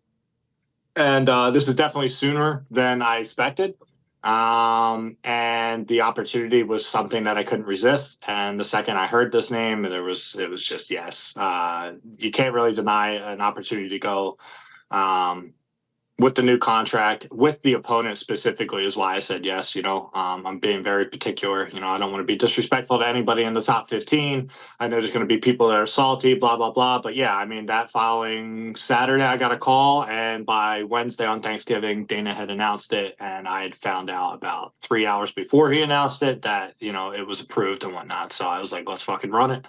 Wow. And so I'm going to go whoop Jack Hermansson's ass on February 10th and silence the doubters and, shut the haters up. And when I say haters, it's not that many. I can't really complain, but I was going to say, I don't feel like there's a lot of doubters and haters coming your way these days. You feel like there are? Honestly, my hate comes from I would say more of the fighters in a silent way. Like, I don't really feel like the fighters voice their opinions about me, but I get the side looks. I get it. I catch the vibe. That's all I can say. Man, I certainly don't feel it from the fans. I certainly feel like the fans are behind you. Just curious, you said that maybe a little sooner than you would have liked. In a perfect world, when did you want to return? I was looking at that March card. I heard something about, something towards my way on the East Coast, end of March. So I would have liked that just because of, getting some injuries taken care of and making sure that I was, not cut it too close. So it's a little bit sooner than I wanted, but I'll be good and I'll be ready to rock. And I'm looking forward to this test. It's a big, big test on paper. And, Jack's a dog. I've been watching him for years and, very familiar with him, very, very, respectful of what he brings to the table as far as the cardio, as far as the grit. He's a dog. He's not a quitter. And, he brings the fight to you. So I like that. And, I'm very confident in this matchup, though. I think it's a very, very, very, very bad matchup for him. So you got a new contract? Yes. Congrats. Yes. Are you happy with it? Thank you. Yeah. I mean, I'm happy with it with a stipulation. That we're kind of gonna. This is good because this isn't like I'm stuck. You know what I mean? So we're gonna go whoop his ass, and then if they want me to keep climbing, then we're gonna talk again. So it's a good thing, and UFC has been super willing to work with me. Let's just put it that way. So and I have no complaints, especially when I'm going from what I'm going to, and it makes sense. It sets me up for the constant climb, in the pay grade. So it's good. I'm not unhappy. I'm happy. And again, as much as I didn't want to be in the top 15, I wanted to fight 2 more fights. I wanted to be 5-0 and then go into the rankings. But like I said, I think this is a great matchup. To break into the top 15, I don't think there's I don't want to say easier fight because it's not easy. Right. But as far as styles make matches, I think this is a favorable fight for me. Why did you want the 5-0 before going into the top 15? Why did that matter? Contracts. Okay. I want to get in and out of my contracts. You know what I mean? I want to show these guys that I'm capable of getting finishes, and that's what I was on trend to do, right? I got 3 finishes out of 4-fight contract, and let me get 2 more wins, let me stack some money, so that way when I go to fight the top 15, I'm in a comfortable situation financially that I have no worries. Like the only thing on my mind is the fight, not I got to fight because I need money type thing. You know what I mean? So that's why. But this secures me being able to be good for a bit. And we'll go from there. With a win, this is the best case scenario. Obviously, with a loss, it's not best case scenario. But we'll leave that to the fighting gods to decide. And I'm a finisher, so I think I'm gonna do all right. So is this one of those things that they've said and you've agreed to, that like once this fight is over and it all goes well for you, hopefully, then you'll revisit the contract stuff? Like, is there a chance that it gets even better after this? It's not like a new long-term deal that you can't renegotiate? My trajectory, there's no losing in my position. You know what I mean? I'm being set up. Here's the way I look at it. I got a documentary that's pending. When that comes out, I'm going to touch so many hearts with that. And, I'm really going to get to my fan base and let them know, like, hey, this is a whole life's work. This is a whole life's journey. So when people think, oh, like even now, like I'm fighting a guy who's 23-8, he's number 10. Oh, it's a big fight. He's unranked fighting number 10. Like, he's bypassing all these people. Look, I've been doing this a long time. I've been doing this 22, 23 years. I have the reps. I have the mind for it now. I have the composure. I have the determination. I have the work ethic. I have the power. So I think the culmination of having the documentary release, getting a good fight against a guy like Jack, who's a good dude, and being able to have the fight that we're gonna have, I think I'm just gonna boom. I'm setting myself up for superstardom, and not in a cheesy way, not one of these fucking corny. I don't want to say another name, but yeah, I think mine's very authentic, and I'm real, and I don't have to fake my way to make it, and that's what I'm trying to do. I'm trying to be authentic, and I'm trying to make sure that moving forward, I'm undeniably going to get to that next contract. Ultimately, this is about financial gain and security, and I will not forget that because of an ego. So, I could be number 10, but yeah, I mean, it's got to make sense for me financially. I don't want to fight the rest of my life. I want to fight for a good, 7, 8 more years and whoop some ass and make sure that I never have to work again, man. So that's my ultimate goal. Fuck the belts, fuck everything else. Like, that's gonna come. Sure. I just know I know that's gonna come. You know what I mean? Like, if I beat Jack, right? I knock out Jack. I finish Jack. They're gonna put me in the top 10 somewhere. Sure. And, I can't imagine I'm going to be fighting backwards after you just jump me forward that much. And that's the momentum that I have. So that's the trajectory I'm on, as long as, I go out there and I do my thing. So, yeah, I mean, new contract, I think, I don't want to say after this fight, but, depending who they offer, if you want to offer me 1 to 6, 1 to 5, then we got to talk again. Just curious, last thing on the contract, was there any part of you that wanted to just fight it out and see what's out there for Joe Pyfer, just test the market? Did you consider that? No. My dream has always been the UFC, and I think, not to disrespect any other organization or fighter that might take it personally, but I think UFC is the A leagues. I think Bellator's B, and maybe even PFL's B, and then you got the C leagues. And I'm not saying as far as the competition itself, but I'm saying as far as the promotion, the pressure of the promotion being the most. I think it brings the most eyeballs. It's been around the longest, and I think I'm still building my name where I'm building my worth. I don't think that I could really go anywhere else and people would be too excited. I think I would have people excited to have me, but I don't think that I'm a superstar yet. I think I still got a little bit of work to do. I think 2 more fights against some really good guys, Jack being the toughest on my resume, then I could say, hey, I'm worth something, and maybe if I'm not happy here, but I have no complaints. I've been treated well. I've been bonusing out. So I'm getting paid better. If I wasn't bonusing out, I'd probably be upset. But yeah, I mean, I'm doing good, man. I'm hitting my bonuses. I'm talking my shit, and they're promoting it. And yeah, all I got to say is that I'm in a good position because I talk my shit and I back it up.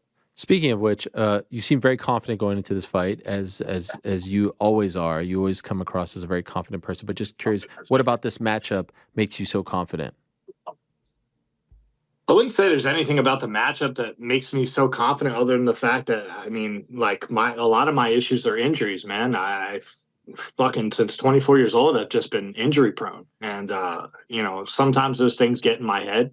And, or they affect my training and preparation. If it doesn't stop me, so I'll just bite through the pain sometimes. But it's like, man, at a certain point, I'm going to hurt myself again, like real bad. So, I've been trying to take care of my body, take care of my health. But I would say, I guess, against Jack, is I don't think that his boxing's all that good. I think that he's, a tough guy. I think he's got grit, man. He's got grit more than anything. He's kind of awkward.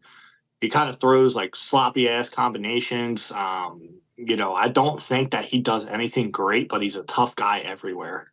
And, you get caught trailing behind him, he just kind of pulls away. He's got good cardio. So I think my biggest fight for this is going to be, understanding that I got to be prepared for 25 minutes. I don't think it's going to go 25 minutes. I think I'm too powerful. I think I'm too fast. I think that's what excites me about it, is I think I can catch him inside of his recklessness. How is your body now? How are you feeling? Good. I'm taking off the rest of this week. Like, I have not trained at all. Yeah, I have not trained at all. Just like, I've been lifting and whatnot here and there, but I had an injury that I had to just let kind of not do anything, not agitate it, not make it inflamed at all. And you know, kind of fucking sucks, to be honest. You know, it kind of go nuts. But I've been Yeah. running and I've been lifting and, you know, trying to do the things that I can without agitating it. And yeah, so I'm going to go out here tomorrow or Wednesday. I'm going to go support Sean, you know, let this light shine on him and him go do his thing against Kelvin. And then when I get back, it's all business, and it's business till it's time to, you know, do the dance. Do you feel like you go crazy when you can't train for a while? Yeah, man, there's uncertainty. You know what I mean? When it's almost like how these guys that come back from war, they talk about like they don't know how to live normal afterwards. I struggle sometimes with, if I don't have a fight, I don't really know what to do with myself. I promised myself I would take a vacation, and then this opportunity came up, so I'm not taking a vacation. And I've been flying out to Vegas. I helped Brendan Allen, you know, going out there supporting him, and just like every flight that I'm taking is all like work. So it's not really like I haven't had a chance to just kind of, you know, detach. But hey, listen, I'm on a roll, and I'm confident because I know how hard I work. I know how good my coaching is. I know how smart my mind is for this game. And yeah, man, I mean, Jack's a badass dude. Like, I like the guy. I think he's a good human being. I think that's why I'm super confident. Like, I would say I get a little bit more nerves with people I don't like, because I put such an emphasis on wanting to hurt those people. And don't get me wrong, I'm going to do the same to Jack, whether I like him or not. But, you know, I think he's a good human being, and I've watched him for a lot of years before I've ever been in UFC for a long time, you know. So I think it's kind of cool. I don't really get starstruck, but I think it's cool. You know what I mean? I'm comfortable with it because I feel like I know him. I guess that's the best way to say it. I'm confident because I feel like I know him. So he's one of the nicest guys. Like, he's always smiling. He's always so nice, down to earth. It's kind of like that shit's fucking weird though. That shit's weird though. Like, come on, bro. I don't know. It's like you do all this smiling shit, and you come out, you start trying to mean mug, and then I don't know. Unless you're like flatlining people, like that's why I didn't like Paul Craig. I thought that dude was a cheese ball because he comes out doing all these antics and all this, oh, I'm going to kill you. And then the guy can't box for shit. And he a gust of wind, and he's all over the place. So, yeah, I don't know, man. It's just, I like Jack, but come on, bro. Stop with the mean mugging shit, because you don't knock people out like I do. So that's just me. That's fair. You not being arrogant either. No, I hope that doesn't, all the fucking clickbait motherfuckers are going to be like, ah. No, it's all good. It's all good. So you were there for that Paul Craig fight. By the way, the relationship with Brendan, how did that come about? Yeah, so Brendan came up to my gym. His best friend Tuco is real close to my coach. And you know, it was kind of weird. Like me and Brendan trained once or twice.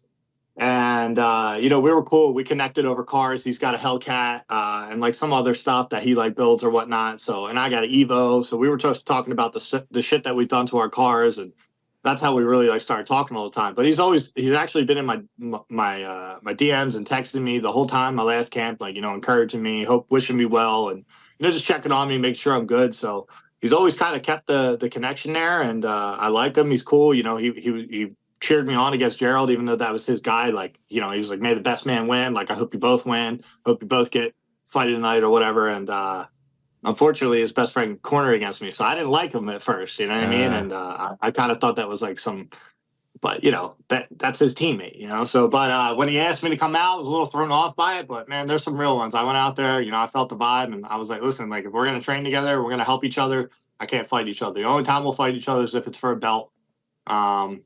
You know, I don't care who that pisses off. You know what I mean? That's just me. I don't fight my friends, and I can't help friends if I'm going to fight them. It's just, that's not my code of conduct. I don't do that. I was just going to ask you that. I mean, it feels like you might be on a path to be in the same sort of orbit.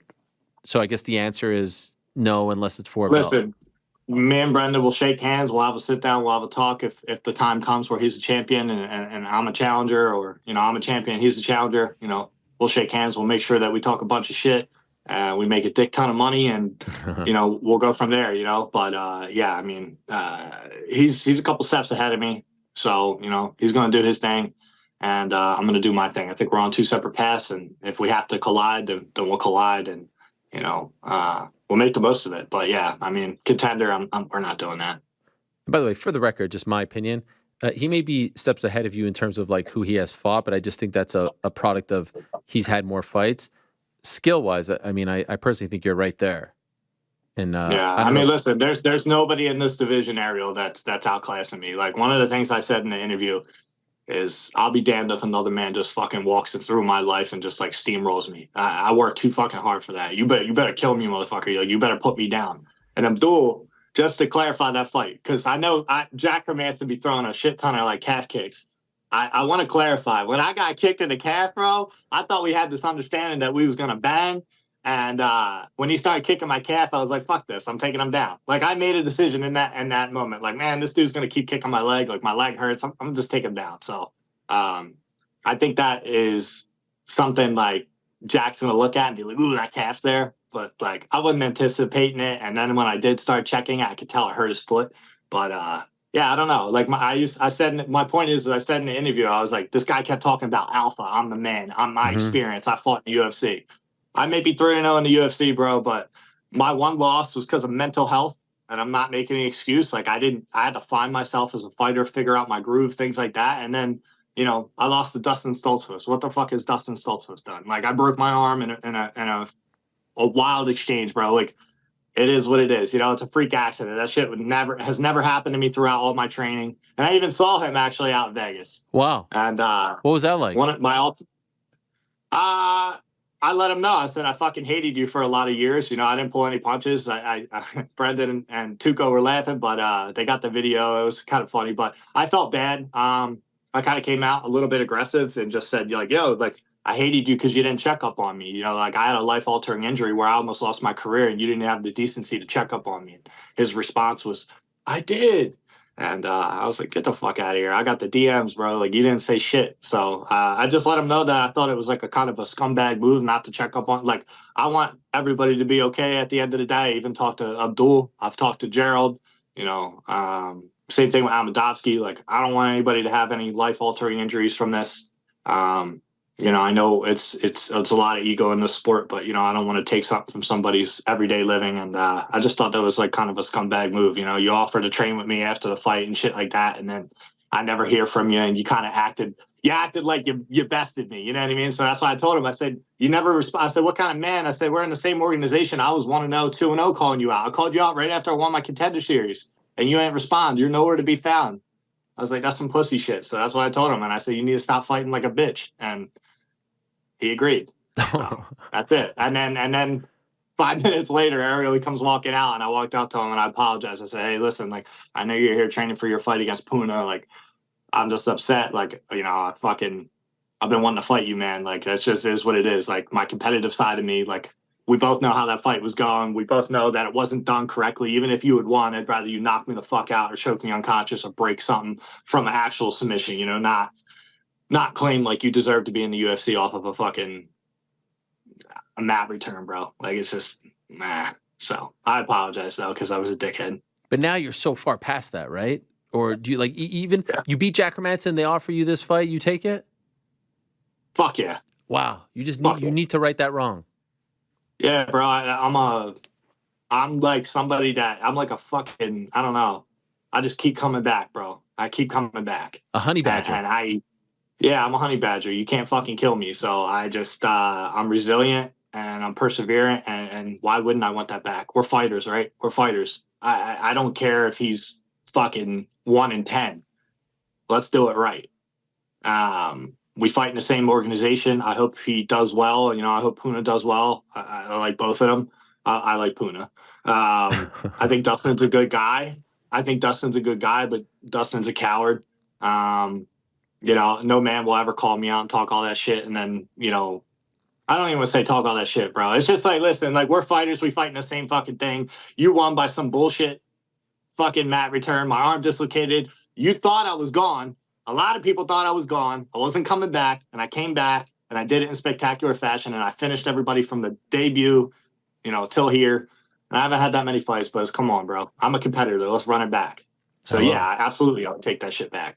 Can I tell you the one thing? There's just one. I love everything about this. Your intensity, everything you're saying, the rise. I feel like this time next year, you're very much a player at 185 if you're not already. But you'll have maybe 2-3 fights between now and then. I feel like you should be fighting in a packed arena. Apex? Why Apex? Why do we have to do this at the end? Like you're an energetic, magnetic. You know what personality. I think it is? Here's what I think it is. Here's how I spun it in my head. Okay. I think that they're waiting for. I don't think they know about the documentary, and if they do, then You know, they do. I know they have some idea of it, but as far as like Dana, I don't think Dana's thinking that. But I think they want to put me in a spot to do well, and they're not giving me a gimme fight. Like Jack's a fucking tank. Like he's a beast. Like don't get me wrong, I will leave no stone unturned, and I have to search in my soul. I understand this to perform the best I ever have. And I think it's going to be my toughest fight, but I also believe I'm going to make it look easy, even though it's my toughest fight. So, and if it's not easy, then so be it. I'm fucking fighting the best in the world. You know what I mean? I don't give a fuck about his number, his rank. He's a man with a heart, lungs, and I'm going to break him. So I've never gone into something thinking that somebody's better than me, because you're not. And so, yeah, I mean, I think that they're going to put me at the apex because I'm comfortable there. It's what I'm familiar with. And I think it's a chance for me to show that I can compete against the top guys in that upper echelon. Because there's this fucking stigma that everybody in the top 15 is the best in the world. Bro, some fat motherfucker made that shit sitting on his couch.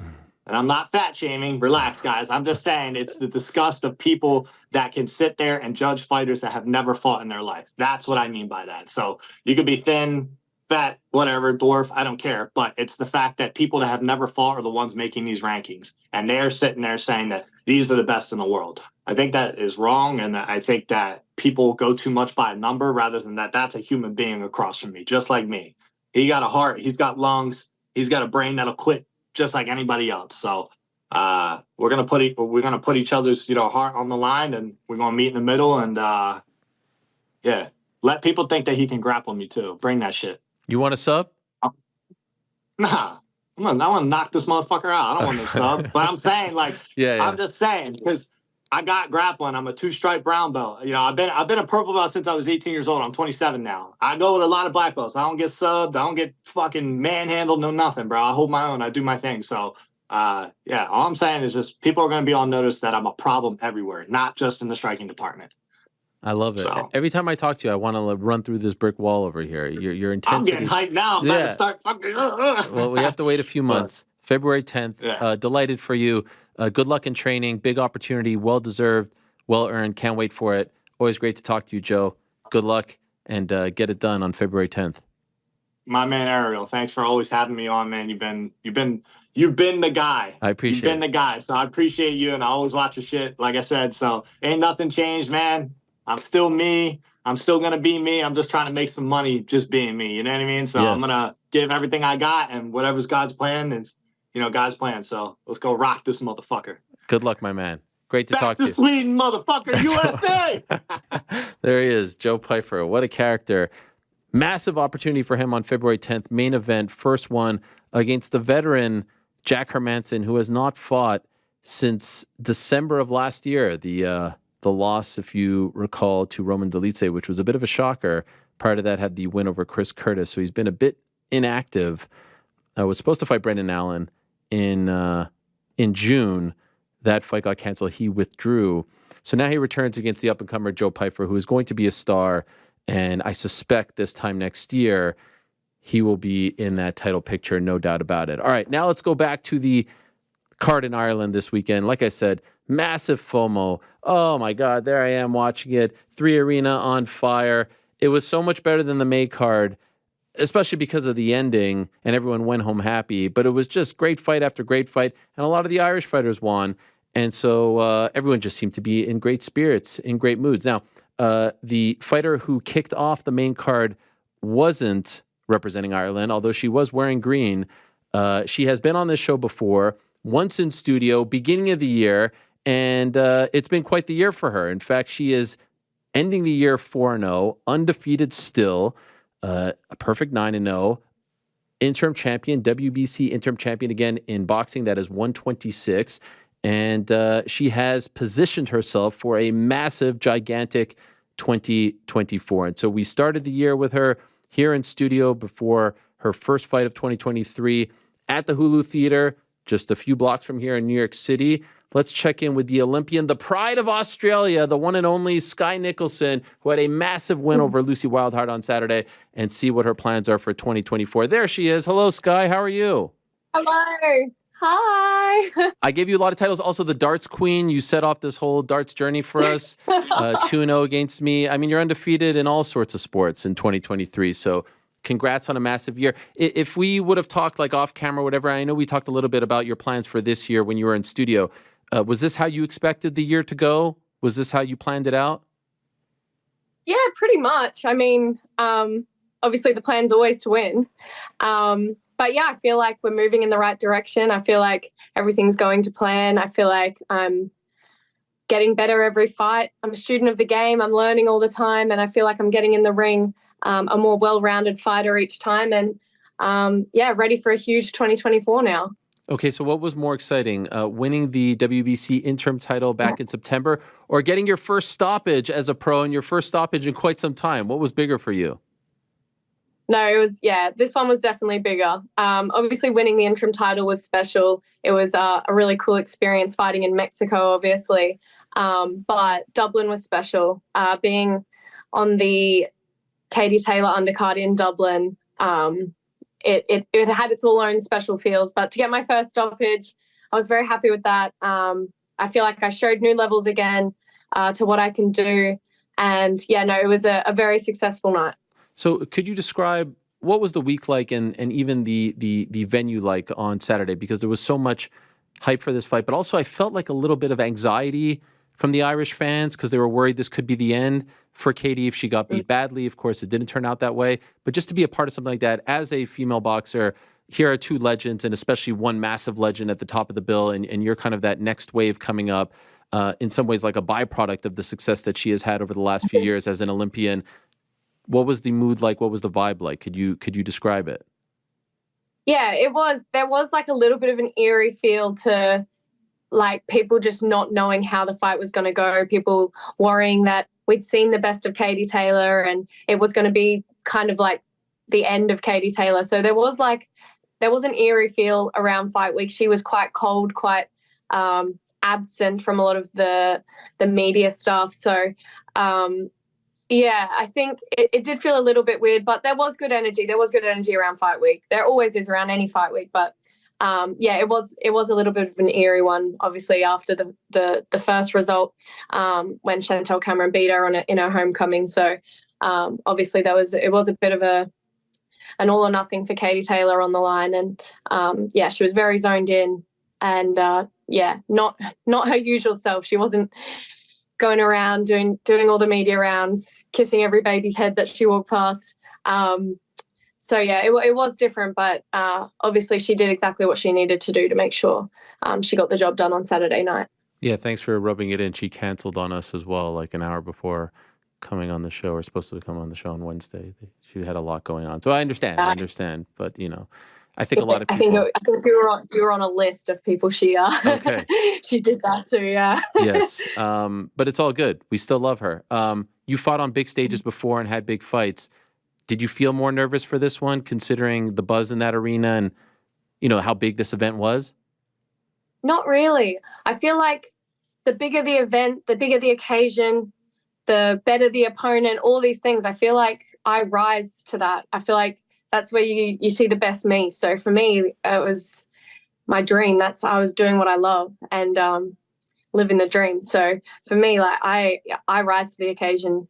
That doesn't make me more nervous. If anything, it just makes me perform better. So what is it like? What is going on in your mind? Like I see when you walk out, you're smiling. It looks like you're like walking out in like to a parade. You're shaking everyone's hand. You're waving and stuff like that. Even your song, "She's a Lady," like that's not a typical fight song. What is going on? How are you so jovial and happy when you're walking out? I feel like I'm not a typical fighter anyway. So for me, like, I just like to be in my zone. I like to feel happy. I like to feel relaxed because that's the kind of fighter I am. When you watch my fights, you see I'm smiling throughout the fight. I'm having fun out there. I'm doing what I love. And when I'm in my zone, when I'm relaxed and happy, that's when I perform my best. And that's where like you'll see my best performances. When I'm tense or nervous or I don't know, I feel like it just wastes energy. Wow. So you never get nervous? You never get anxious? How's that possible? No. You're going out there to fight in front of thousands of people. Big stakes, huge fights coming up. No nerves? No jitters? No. What? I feel so cool like walking out. Like I just feel like I'm born for this. Like this is what I do every day in the gym, and now I get to do it in front of all these people and show these people what I do. Have you always I don't been know, that it's way? just Like weird. even Olympics, no nerves? Olympics, no nerves, like weirdly no nerves. It freaked me out a little bit how not nervous I was for the Olympics, because obviously that was the dream for so long, was being there, and I had this whole thing built up in my head, and then I got there and was just like so chill, and it was just like every other time. But I did used to get a little bit nervous in my teen years, but yeah, it passed. Wow. I think like I trust my training and I trust my preparations, and I know the work that I put in day out, that when I go in there, I just feel like I don't have anything to be nervous about. I trust myself and what I've done. And I know I'm just going to go out there and showcase what hard work I've put in. By the way, why do you come out to that song? I don't know. I like it. I hear a song during a training camp, and if it gets me in that zone, that happy, relaxed, cool state of mind, I don't know, I feel like I kind of just see it. I'm like, I can see myself walking out to this. And it was the same with that song. I heard it during training camp, like during the camp in the lead up to this fight, and I thought, yeah, I think I'll walk out to that. And I just did. Okay, wow. Simple as that. By the way, going back to the Olympics for a moment, the last time I did speak to you was back in Dublin in May, and you seemed like quite close to going back and trying out for the Olympics in 2024 in Paris. Ultimately, you decided against it. I know you've spoken about this before, but not to us. Why did you make that decision to stay as a pro and continue on this journey? I feel like I knew deep down that I didn't have that same hunger and want for the Olympic gold medal anymore after my first year in the pros. But there was like a little thing in the back of my mind that was just like a what if, like, what if the Olympics come around and you regret this, like for not going and trying to do it? So I felt like I had to really test myself to see if it was what I wanted to do. And I went and met up with the Australian team, and I trained in their international training camps, and I was back sparring with all the amateurs again. And I just knew in my heart of hearts it just wasn't for me anymore. I had new goals. I'm on this new adventure, and I've got like the world at my feet in my pro career, and I just felt like it wasn't for me anymore. And I knew that I was on the right path, and I wanted to go all in. And I felt like I hadn't gone all in on my pro career yet, because I just still had this in the back of my mind. And I just got to that point where I was like, no, this is what I want to do, and I'm on the right path now, and I need to keep going. So you're good with that decision? No second guessing? Absolutely no regrets at all. Okay. I wonder if you agree with this sentiment. I feel like there's a massive difference between the Skye Nicolson that we've seen in the last two fights compared to the first two fights of this year. I know you were disappointed back in February with your performance, and maybe some people were critical that you weren't aggressive enough. I feel like the one that we've seen, the Skye Nicolson that we've seen in the last two fights in particular, completely different and way more aggressive. That's the big difference. I thought you were this close to getting a stoppage in your last fight back in September. Do you agree with that? And if so, what has been the difference? Yeah, definitely. So after that second fight of this year, that was when I went and did the amateur stuff and made my final decision. And I feel like coming back from that decision, it was like a weight was off my chest. Like I knew 100% now, like I'm all in on my pro career. There's no Paris 2024 in the back of my mind anymore. Like I'm doing this. And I feel like just actually making that commitment, everything changed. My training changed. I was willing to adapt my style, try new things in sparring, be more spiteful, sit down on my shots, and things just started clicking and working in training and sparring, and it's starting to transfer into my fights. I just feel like I keep saying this, but it's so frustrating for me and my team, because obviously we see a lot more than obviously the 9 or 10 rounds that you guys see in the fight. So I feel like you guys are seeing 20% of what I actually can do. And I'm so excited, because I just know that every fight I'm going to keep showing a little bit more. And I just know that as the opposition get better as well, you're just going to keep seeing a better me as well. And I've been saying it from the start, and I feel like I'm always repeating myself, but I'm so excited for the future, because I just know I've got so much more to show and to give. Why do you think we're only seeing that 20% and not the full 100% that you can offer? I think a lot of the reason is probably because I haven't been tested yet. I feel like I don't even need to get out of second gear to win my fights comfortably at this point. Also, a lot to do with that would be it is all still very new for me, the pro stuff. It's never been ingrained in me to go out and stop someone or to hurt someone. So these are all new for me, because for me it was always point scoring boxing and just jab and move. And now I'm entering a new world after 15, 16 years, 150 amateur fights, where I never had bad intentions. I didn't go out there trying to, not even to entertain really. I was just going out there to win on points. That's all I cared about. So it's a new world for me, and it's not something that just changes overnight, but we're seeing those changes in the gym, and I know it's going to keep transferring in every fight, and I'm going to keep showing more and more every fight. So let's talk about potential big fights and big tests. You've been very vocal, especially as of late, about wanting to fight Amanda Serrano, the undisputed champion at 126. Of course. I saw the video of you, running out after the win, back into the locker room and saying Serrano next. What do you say to the people who say that you are crazy for wanting to fight a veteran like Amanda Serrano, undisputed champion, who think you have no chance of not only beating her, but competing with her? Mm-hmm. I say we'll see. Obviously, I want the Serrano fight. She's the champion in my division. I want to be world champion. I want to prove to the world that I'm the best, and I want to do that by beating the best. Every time I call out Serrano, it's never because I disrespect her or don't think she's good or whatever. Like, I want to fight the best. That's why I'm calling her out. I want to show my levels. I want to prove that I'm worthy. So that's why I call her out. It's never out of disrespect. I know that 90% of people write me off in that fight, and I do not care. I believe I win that fight. My team believes I win that fight. My style is all wrong for her. I keep saying this, but it's okay. I don't want to talk about it. I want to prove it. I want the fight. The ball's going to be in her court. I'm going to be her mandatory, and it's going to be completely up to her whether she takes the fight or she leaves the belt. For me, I want that fight. I don't want to fight for a vacant title against somebody else. I want to beat the best. Why do you think your style, is bad for her? I believe that my style upsets her because I'm not going to stand in front of her. She's flat-footed. She's strong. She's very aggressive, very strong, but she's flat-footed. She's got slow feet. And she looks good against someone who stands and trades with her, and that's not what I would do. I would use angles. I would box and move. I would set traps. I'll walk her onto shots. I'll have her walking into the ropes and making her look silly. And that's what I do to my opponents, and that's why so many people keep saying Skye hasn't fought anyone good. But everyone thought Lucy Wildheart was good when she went the distance with Michaela Mayer, when she went the distance with Estelle Mosley. They didn't do to her. They didn't do to Lucy Wildheart what I did to Lucy Wildheart. I made Lucy Wildheart look silly for 9 rounds and then finished it. But people don't see that. They think, oh, Lucy must have had a bad night, because we've seen what Lucy can do against better girls in higher weight divisions. No, actually, I'm better. You just don't see it because I make people look bad.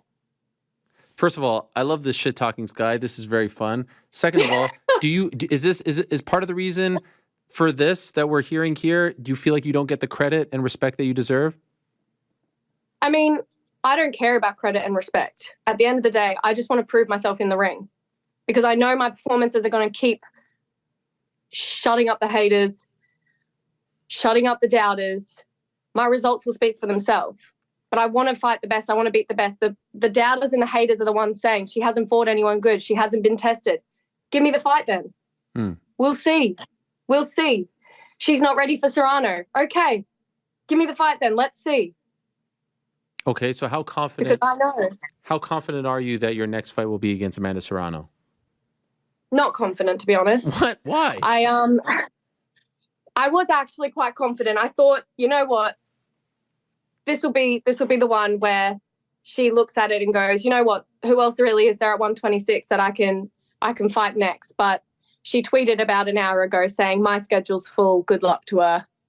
About you? I'm too busy. About you? Yeah. Oh, she tweeted this an hour ago? I was doing the show. What did she say? Should I pull it up here?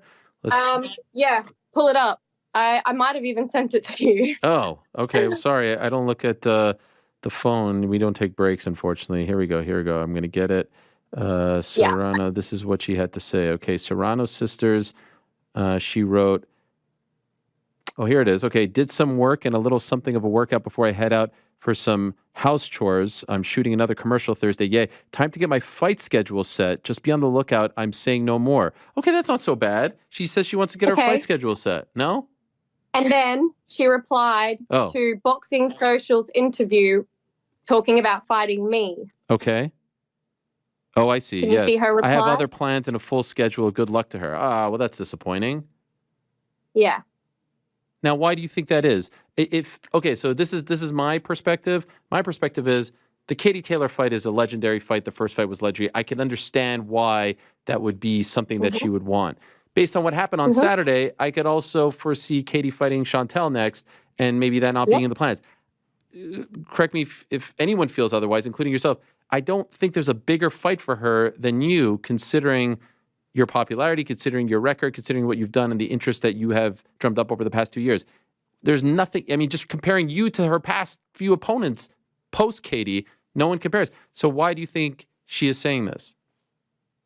At 126, I'm the fight. So unless she's not interested in remaining undisputed at 126 anymore, for whatever reason, her other plans that she might share with us soon, I don't understand it, because she doesn't think I'm ready for her. She doesn't think I've earned my place, but I'm going to be her mandatory challenger, and it's going to be up to her. So for me, I don't see any other fight at 126 that makes sense for her.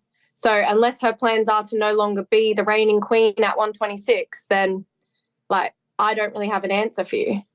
Okay, so let me ask you this. Her last fight was 3-minute rounds, right?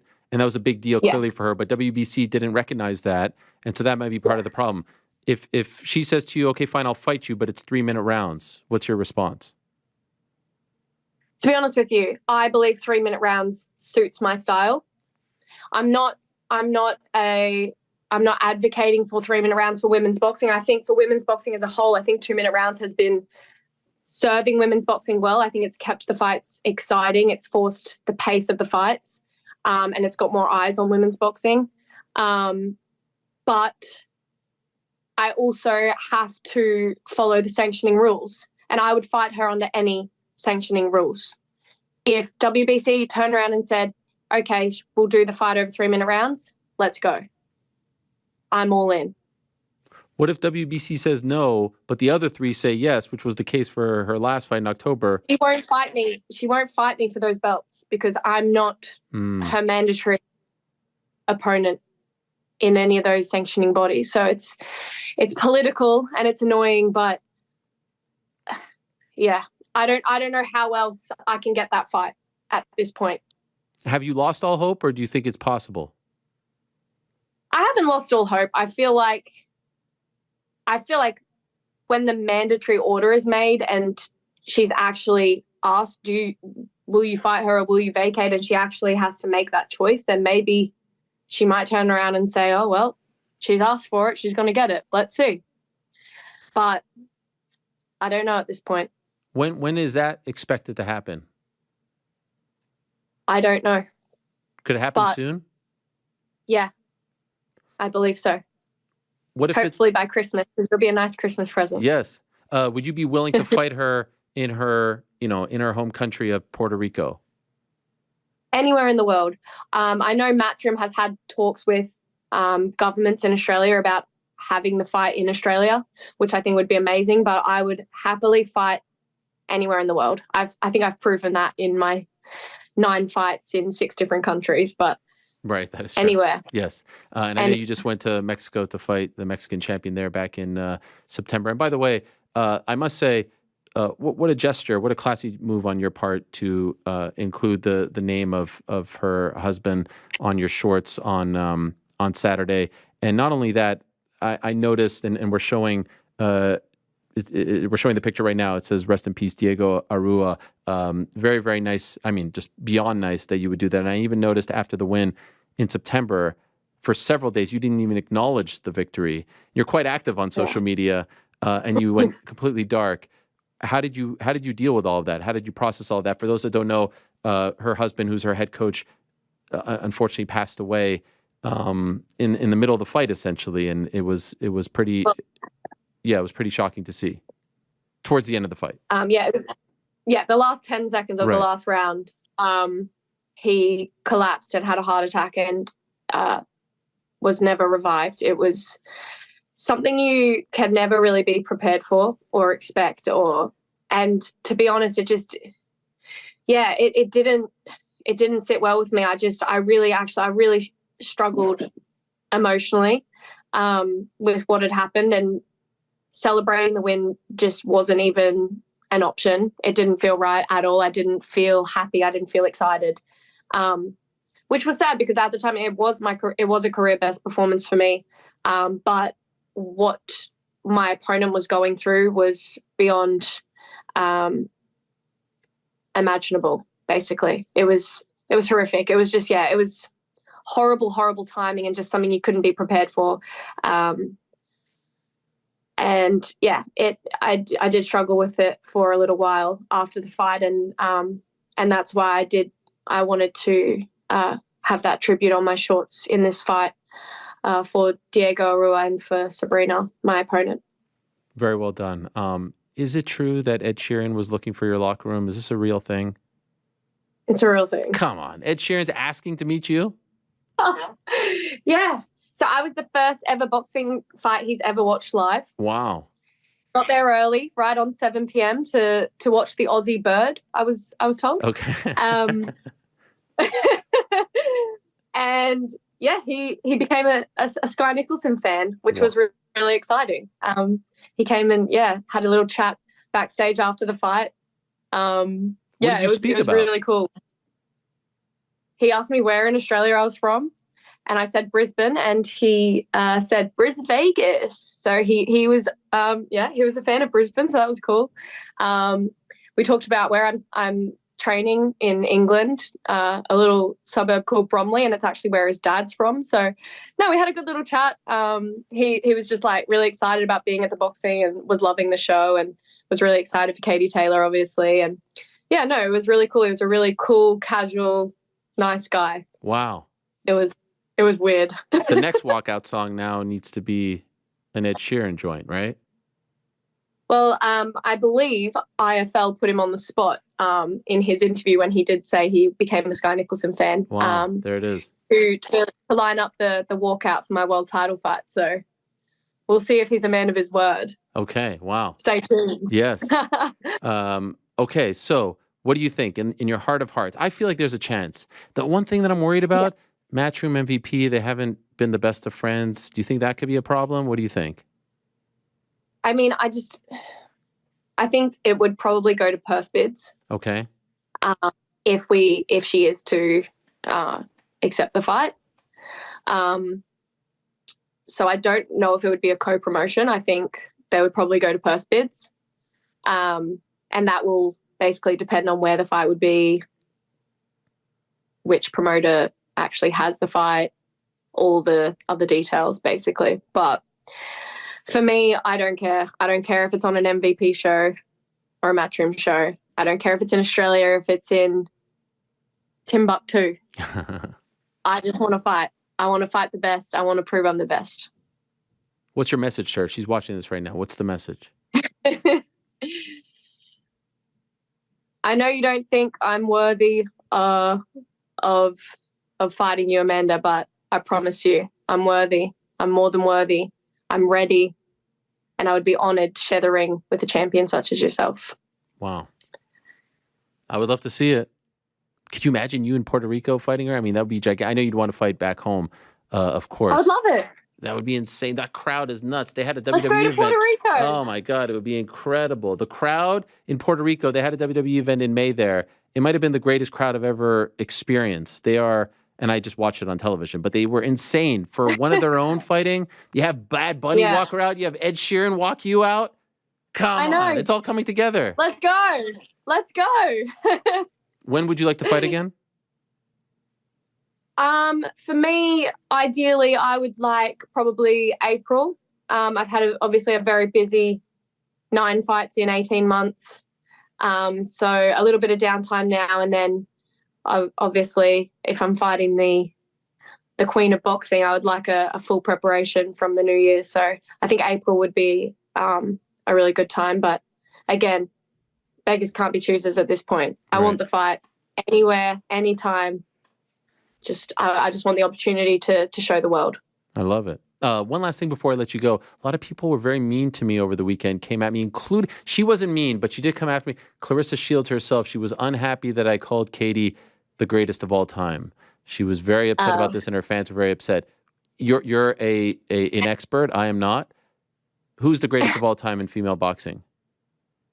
You can't really not put Claressa at number one. Okay. A lot of people have it as shared number one with Katie Taylor, but it's very hard to put anyone above Claressa and what she's done.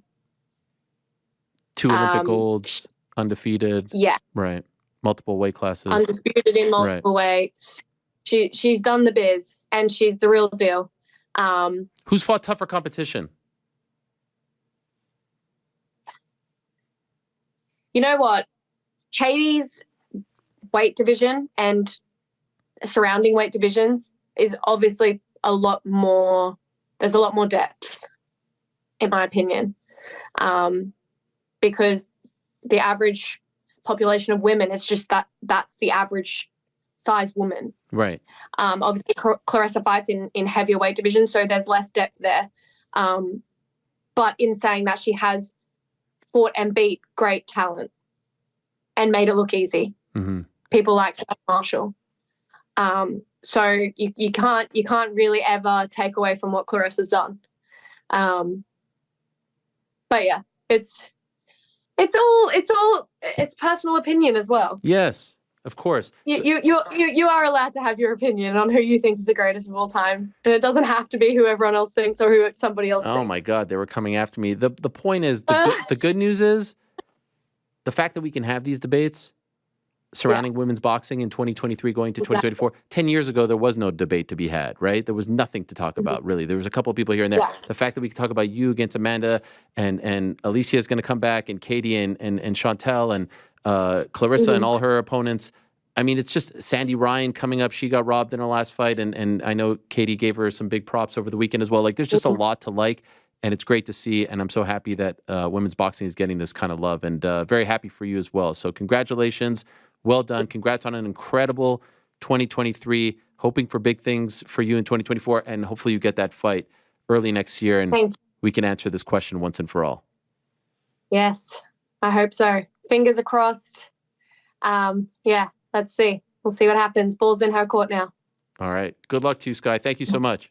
Thank you. Thanks, guys. See ya. There she is, Skye Nicolson, undefeated, 9-0, made quite the case for that fight. I would love to see it. And I knew it. I knew when she said Claressa Shields, I knew there would be a message waiting for me from New York Rick saying, tell Skye I say thank. I knew there was something. I felt it when she said it. I just felt it. The GOAT. I maintain I am correct. But listen. The GWOAT. The GWOAT. It's, man, she was all up in there. People were coming after me. Jeez. You know, by the way, I haven't changed my stance. I've said the same thing. No, you've been very consistent. Maybe the loss hurts my case. The loss back in May, of course. But I would say the redemption makes it an even stronger case. Great stuff there from Skye. I love the energy. I love the passion. I love the case that she is stating for herself. So let's see what happens. I would love to see it happen in 2024. Now, let's move along to our last guest of the day. What a year it has been for him. What a 2-year stretch it has been for him. Unbelievable. 10-0 now in PFL. He wins the $1 million once again. He is the king of the lightweights. He closed the show on Friday with the win over Clay Collard. What an absolute amazing run it has been for the Canadian gangster. The pride of Montreal, the pride of Quebec, the king of the 155-pounders. And maybe that's it. Is it really it for OAM? I don't believe it. Let's ask him right now. There he is, Olivier Aubin-Mercier. Olivier, my friend. And by the way, a lot of people jumping on the OAM bandwagon these days because of your success. I just want to let you know, through 2 jobs, OAM, through multiple studios, we still have it right here. Still have it after all these years. The Canadian Gangster fanny pack. We've never wavered. I hope you know this, Olivier. So, félicitations, mon ami. Merci, c'est trop gentil. So congrats, is what I just said. You did it again. Are you exhausted? How tired are you right now? I feel like you're exhausted. Yeah, I am, but exhausted but happy, you know. It was pretty emotional. The last 2 days were pretty emotional, you know. I was happy to come back home yesterday. And I'm happy to see my girlfriend, and I'm happy to see my daughter. So it's nice. It's really, really nice. Why so emotional? I know that may be a bit of a weird question, but are you typically emotional after fights, or is this because it might be the end of this chapter in your life? I think because it may be the end, you know. The strange thing, it's like for sure I wanted to end my career in a good note, but truly I didn't feel anything when I won, you know. I didn't feel anything about the sport. And but I was really emotional about seeing my family and seeing the people I like, and I think that's a good sign that it may be the end. You know, it may be time to stop it. You know, because it's not normal that you don't feel anything when you win one of the biggest fights of your career. You know. Wow. So you're saying on Friday you didn't feel anything? Friday, like I didn't care. I was just. Like looking forward to see the people I love, you know, and people were like, "Yeah, you should be happy. You just won $1 million." I was like, "Yeah, that's true. I won $1 million."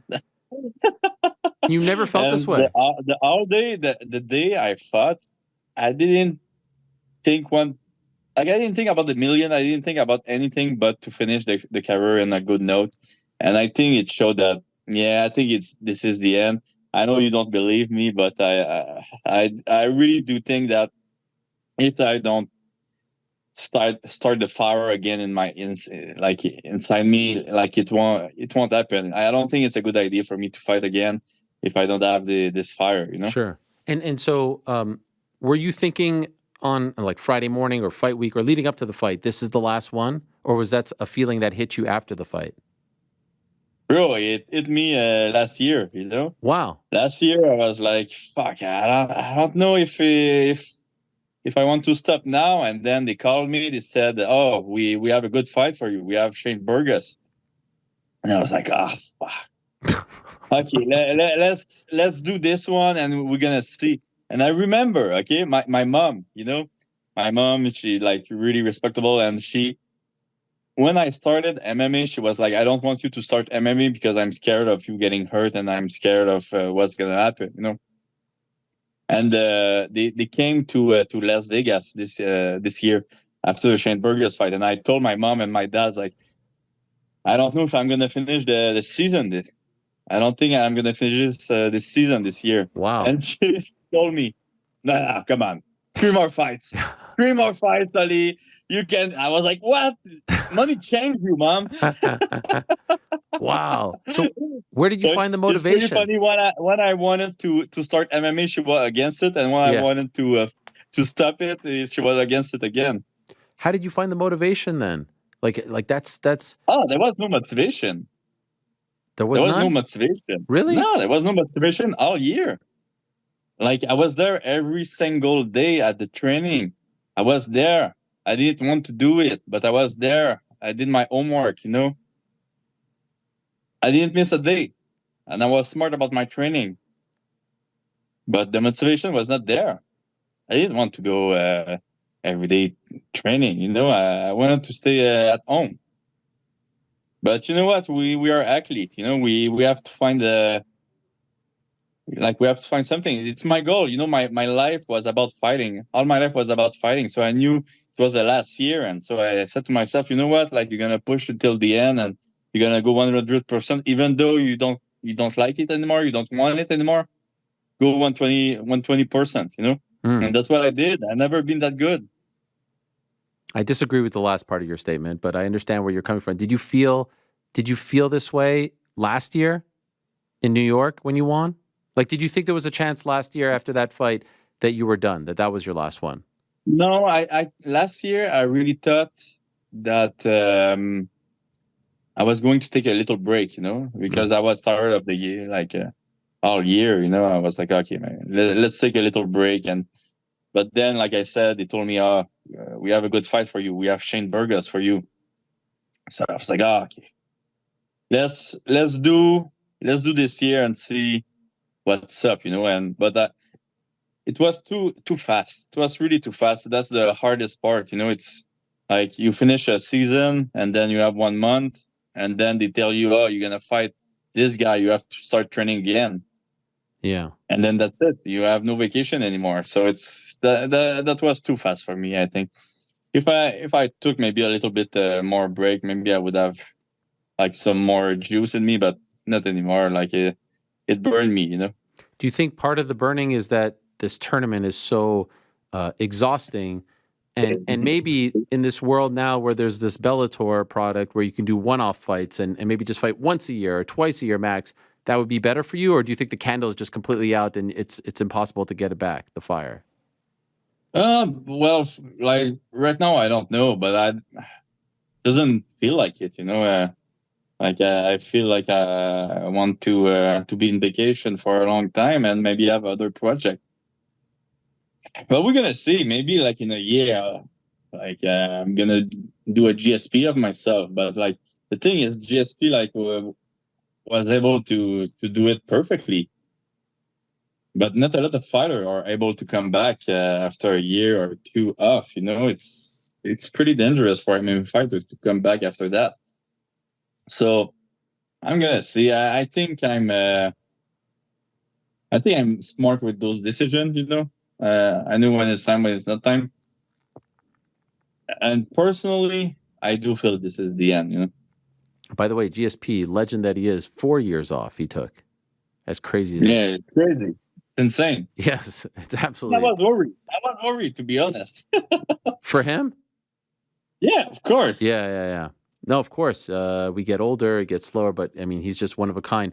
And so for you, what do you think you will do other than like just chill out and be on vacation? How are you? You're still a young man. You still have a lot to do and a lot of time on this earth. What do you think you'll do? I don't know. I think I'm pretty good with communication, especially in French. In English, I do suck ass, but I think in French I'm pretty good. So I think like I receive already I receive a lot of call, for TV. So that would be like a good avenue for sure. But the good thing with PFL, like they gave me so much, and one of the things they gave me it's freedom. And right now I have the freedom to do anything I want without even being stressed about money. I could be a barista, I could be a pizzaiolo. I don't care. I could do anything. Like the only thing I need right now it's something new. I cannot be like in vacation for like forever. Sure. Like I think some like a human being need a goal in life, and I think I need a new goal, and that's gonna be the challenge the next couple of years. Although it's tough because athlete, like the sport we do, it's us. It's our personality. This is us, and then the day you're not doing your sport, it's not you anymore. So it's really hard, I think, for athlete to accept that. And I think that's going to be a challenge for me for the next couple of years. That I'm not the kick-ass motherfucker that I used to be. There's something special of being a fighter, and I'm not anymore. So it's going to be interesting, but I have to be careful. I do think I have to be careful. Like I said, to come back maybe 2-3 years later for the wrong reason, Right. So that's worrying, Do you have any contractual ties to PFL anymore, or is it done after this fight? Could you do whatever you want? Well, I wouldn't say whatever I want. Like, I don't think I can go fight in UFC. You can't. Well, you're not a free agent. You still have like if the UFC called you and said we're coming back to Montreal, we want you on there. Could you do? I'm pretty sure I can't. Okay. I don't know, like for sure, but since I'm the champ, I don't think I can. So no, not whatever I want, but like for sure, me in my mind, like I would like to help PFL maybe in other ways. You know, like PFL gave me so much, and I'm really thankful to them. You know, so I don't know if they want to look for a new challenger in Montreal in Canada, but I think I would be a good scout to find those guys. You know, I don't know. I would like to help them, but we're gonna see.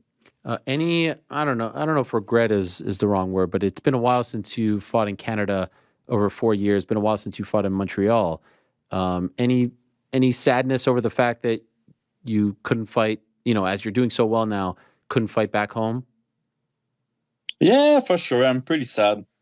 Well, like I said, not all the door are closed. You know, if PFL give me like the opportunity maybe to do one last fight in Quebec, and money is good, a friend of mine are on the show, because I don't just want it to be about me. You know, I want it to be about other Canadian athlete too. So if that is met, maybe I'm gonna think about it. But for sure, it's gonna. If this is the end, I would be a little bit sad that I didn't fight one last time in Montreal. But this is life, you know. It's not always your way, you know. So they have this, just to be 100% clear, they have these plans of Bellator champion, PFL champion. Most likely, you're not going to be a part of that, right?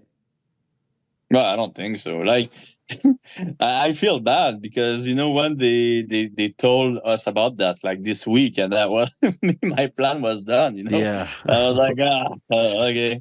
But then I think Usman got cut. I don't know what happened there. He got suspended. Yeah, he got right. Yeah, he got suspended. So I was like, oh well, at least they won't do like a face-off, you know. Sure, he wasn't there. Yeah, although I'd love to see that fight, just selfishly, but I can understand if the motivation isn't there. Of all the champion versus champion fights, I think that's the most interesting one. Mm-hmm. Yeah, I think so. I think Guzman, by the way, is a great athlete. You know, I watched a lot of his fight, and I actually I was doing some of his technique, you know, in training because of him. So yeah, wow, that would have been good. Mentally, when you have no more motivation and you're in this grind and you're fighting for time, like how difficult has the past year been for you to find some kind of juice to keep going? Well, it's weird because you don't have juice, but you have no pressure either, you know. Right, that's true. So I guess that can help. That can help. You know, I was going in fights like, oh, okay, let's go. Like, if I win, I win. If I lose, I'm in vacation, and it's my it's my goal anyway. So I was not. I don't think it was a bad thing. I think I was so much calmer than all those years. So yeah, I don't know. I think it was it play for me, you know. You have talked a lot about how much GSP has meant to you and what he means to all athletes, not only in Canada but Quebec specifically. Did you remember feeling a certain way about the way in which he left in 2013 and 17 and thinking, I would like to do the same? If you are done, this is a pretty incredible way to go out. You've won your last 10 in a row here, 2 back-to-back championships. Did that mean something to you? And in a way, are you trying to replicate that? Not really. You know, I don't I got told for so long that I'm the next GSP, and I knew I was not the next GSP. You know, GSP, what he did was so amazing. So for me to try to do everything the same way as GSP would be wrong. And I think the day I understood that I was more vocal, I think I was maybe a little bit funnier in an interview. Like it really played for me. You know, I finally became something else. You know, I'm not just the the guy that is supposed to be the next GSP. So, like for me to finish it my way, it would be great. I'm happy with that. Did that annoy you when people were trying so hard to compare you to him and say that you were the next him? When you were coming up, were you frustrated by that? No, not really, because you're young, and me, I start MMA because of him. I saw him in a TV show and decided to start MMA, to quit judo and start MMA instead. And so for me, like he's important in my life. It's the reason why I start this crazy adventure.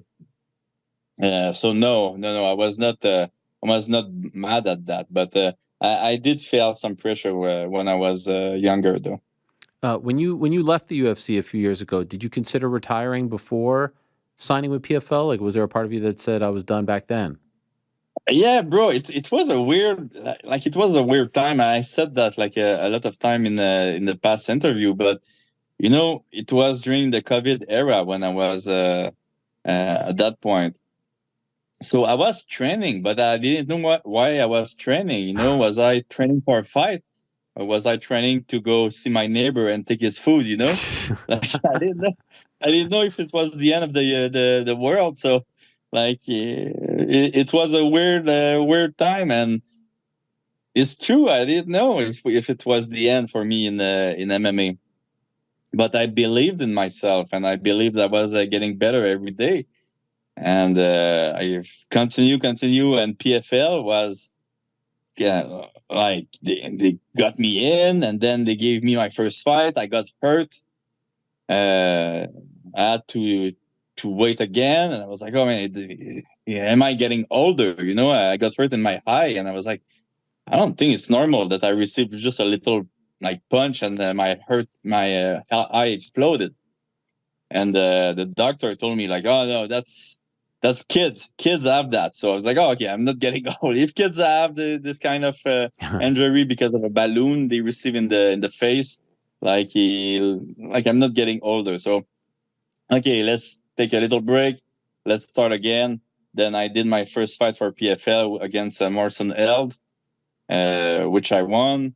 And then at that point, I didn't skip a fight, and I won all of them. So 10-0 in PFL after that. Incredible. By the way, your right ear here, is that dot over there? Is that what is going on over there? Is that from? Oh my dear. Yes. Yeah. What is that dot there? Is that because you got it drained? No. I don't know what happened. Like, that's another thing. You fight so like always. So I had this for 6 months. Wow. Because I'm wrestling, and like the skin, like, oh my dear, like went away, and then I train, oh, now it's get better, but then I train again, and then it get away. So for 6 months I had this. So I'm pretty happy that if I talk to you in a year, this is not going to be there anymore. Perfect. Does it hurt? Nah, yeah, it hurts. It hurts like hell. What you? It's a freaking hole in my ear. Of course it hurts. Do you wear headgear when you train? No. When you wrestle. Come on. I'm a Canadian gangster. What are you talking about? But what is it? Oh my god, that looks so painful. God. Golly, that looks miserable. Jeez, Louis. And then you're fighting guys with that, man. Which victory are you happiest about? Like, which one? If someone says to you, "I want to watch the best of OAM," what do you say to them? I think against Anthony and the last one too, against Bruno were pretty good. Against Shane, I think I was really technical, really good fight, and I think I'm pretty proud I did a 5-rounder against Collard.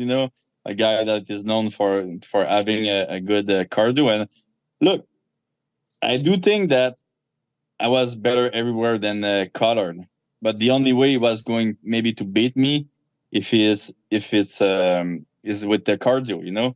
So I'm happy that I was able to do the 5-round with him. So yeah.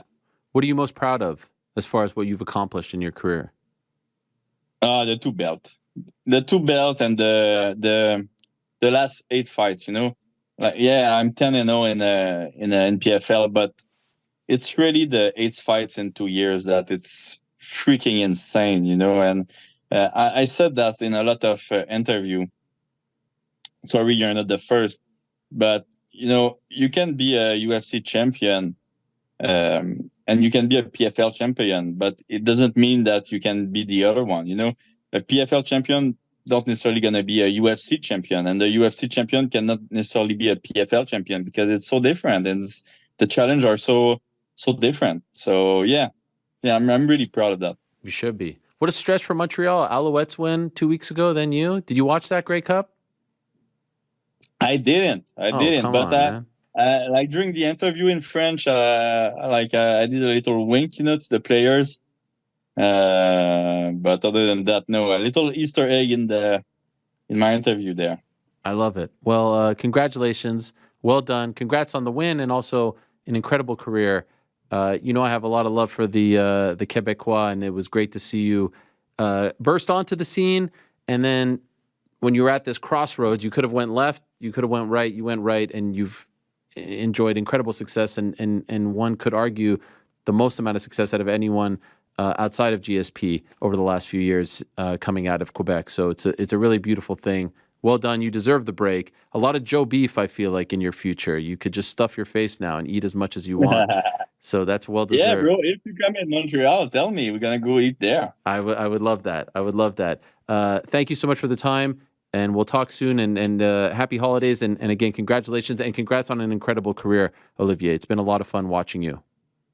Thank you, my friend. Thank you for everything. Everything what you've done for me and for all the athletes. Thank you so much. Merci.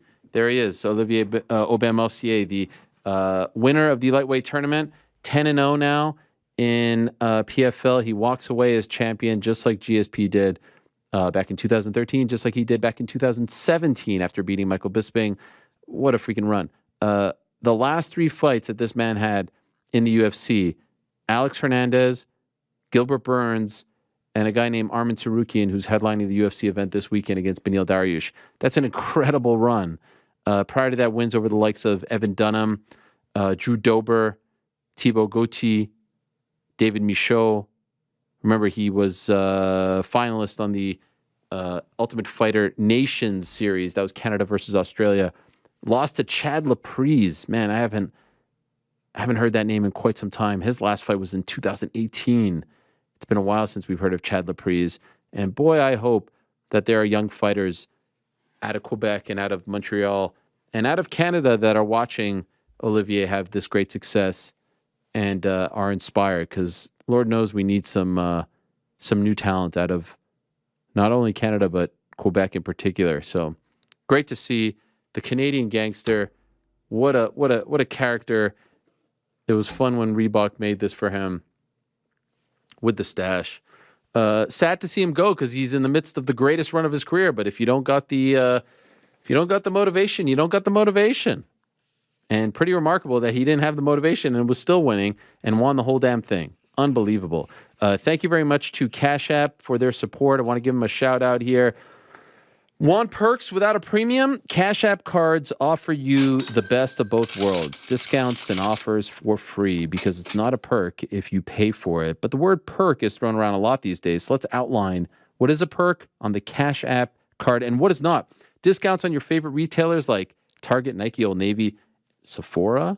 That's a Cash App card perk. Piggyback rides from an NBA All-Star. Not a Cash App card perk. Pre-sales to concerts like Drake, Kendrick, and Karol G, not to be confused with Becky G. Feels like a slight right there. That's a Cash App card perk. Convincing your roommate to do the dishes? Nope, not a card perk. Discounts on places like Vivid Seats and Booking.com. All Cash App card perks. Getting your ex to see your story. Unfortunately, not a Cash App card perk. But no hidden fees. Yep, that is a Cash App perk. And they come with no hidden fees. So I hope that clears that up. Cash App offers premium rewards without the premium cost. That's money. That's Cash App. Download Cash App from the App Store or Google Play and start collecting those perks today. Please support them because they support us. Also, we want to let you know that you got to support our good friends over at DraftKings Sportsbook. And like I said, it's another busy weekend coming up in the world of combat sports. UFC back. They're in Austin. And this is a nice card right here. we kind of only give ourselves a few days to fully get ready for these cards. But look at this lineup. Beneil Dariush against Arman Tsarukyan is a fascinating and fantastic lightweight main event. What about Jalen Turner stepping in on short notice, replacing the injured Dan Hooker against Bobby Green? Davidson Figueiredo moving up to 135, the former flyweight champion, going up against the always dangerous, the veteran Rob Font. We continue.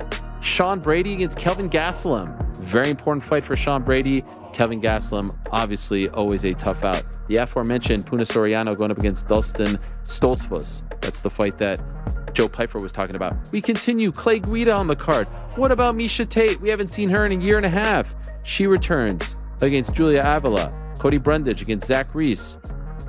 Drakkar Klose. Rodolfo Bellato. Wellington Turman.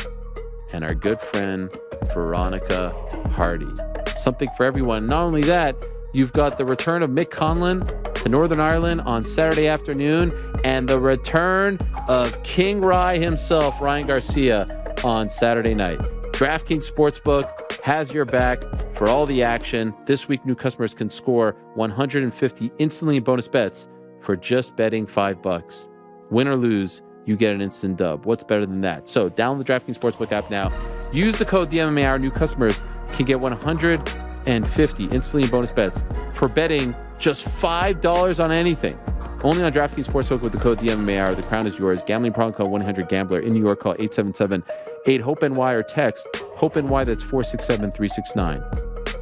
See DraftKings.com/sportsbook for details and state-specific responsible gambling resources. Must be 21 and older in most eligible states, but age varies by jurisdiction. Eligibility and deposit restrictions apply. Bonus bets expire 168 hours after issuance. Terms at sportsbook.draftkings.com. Yeah.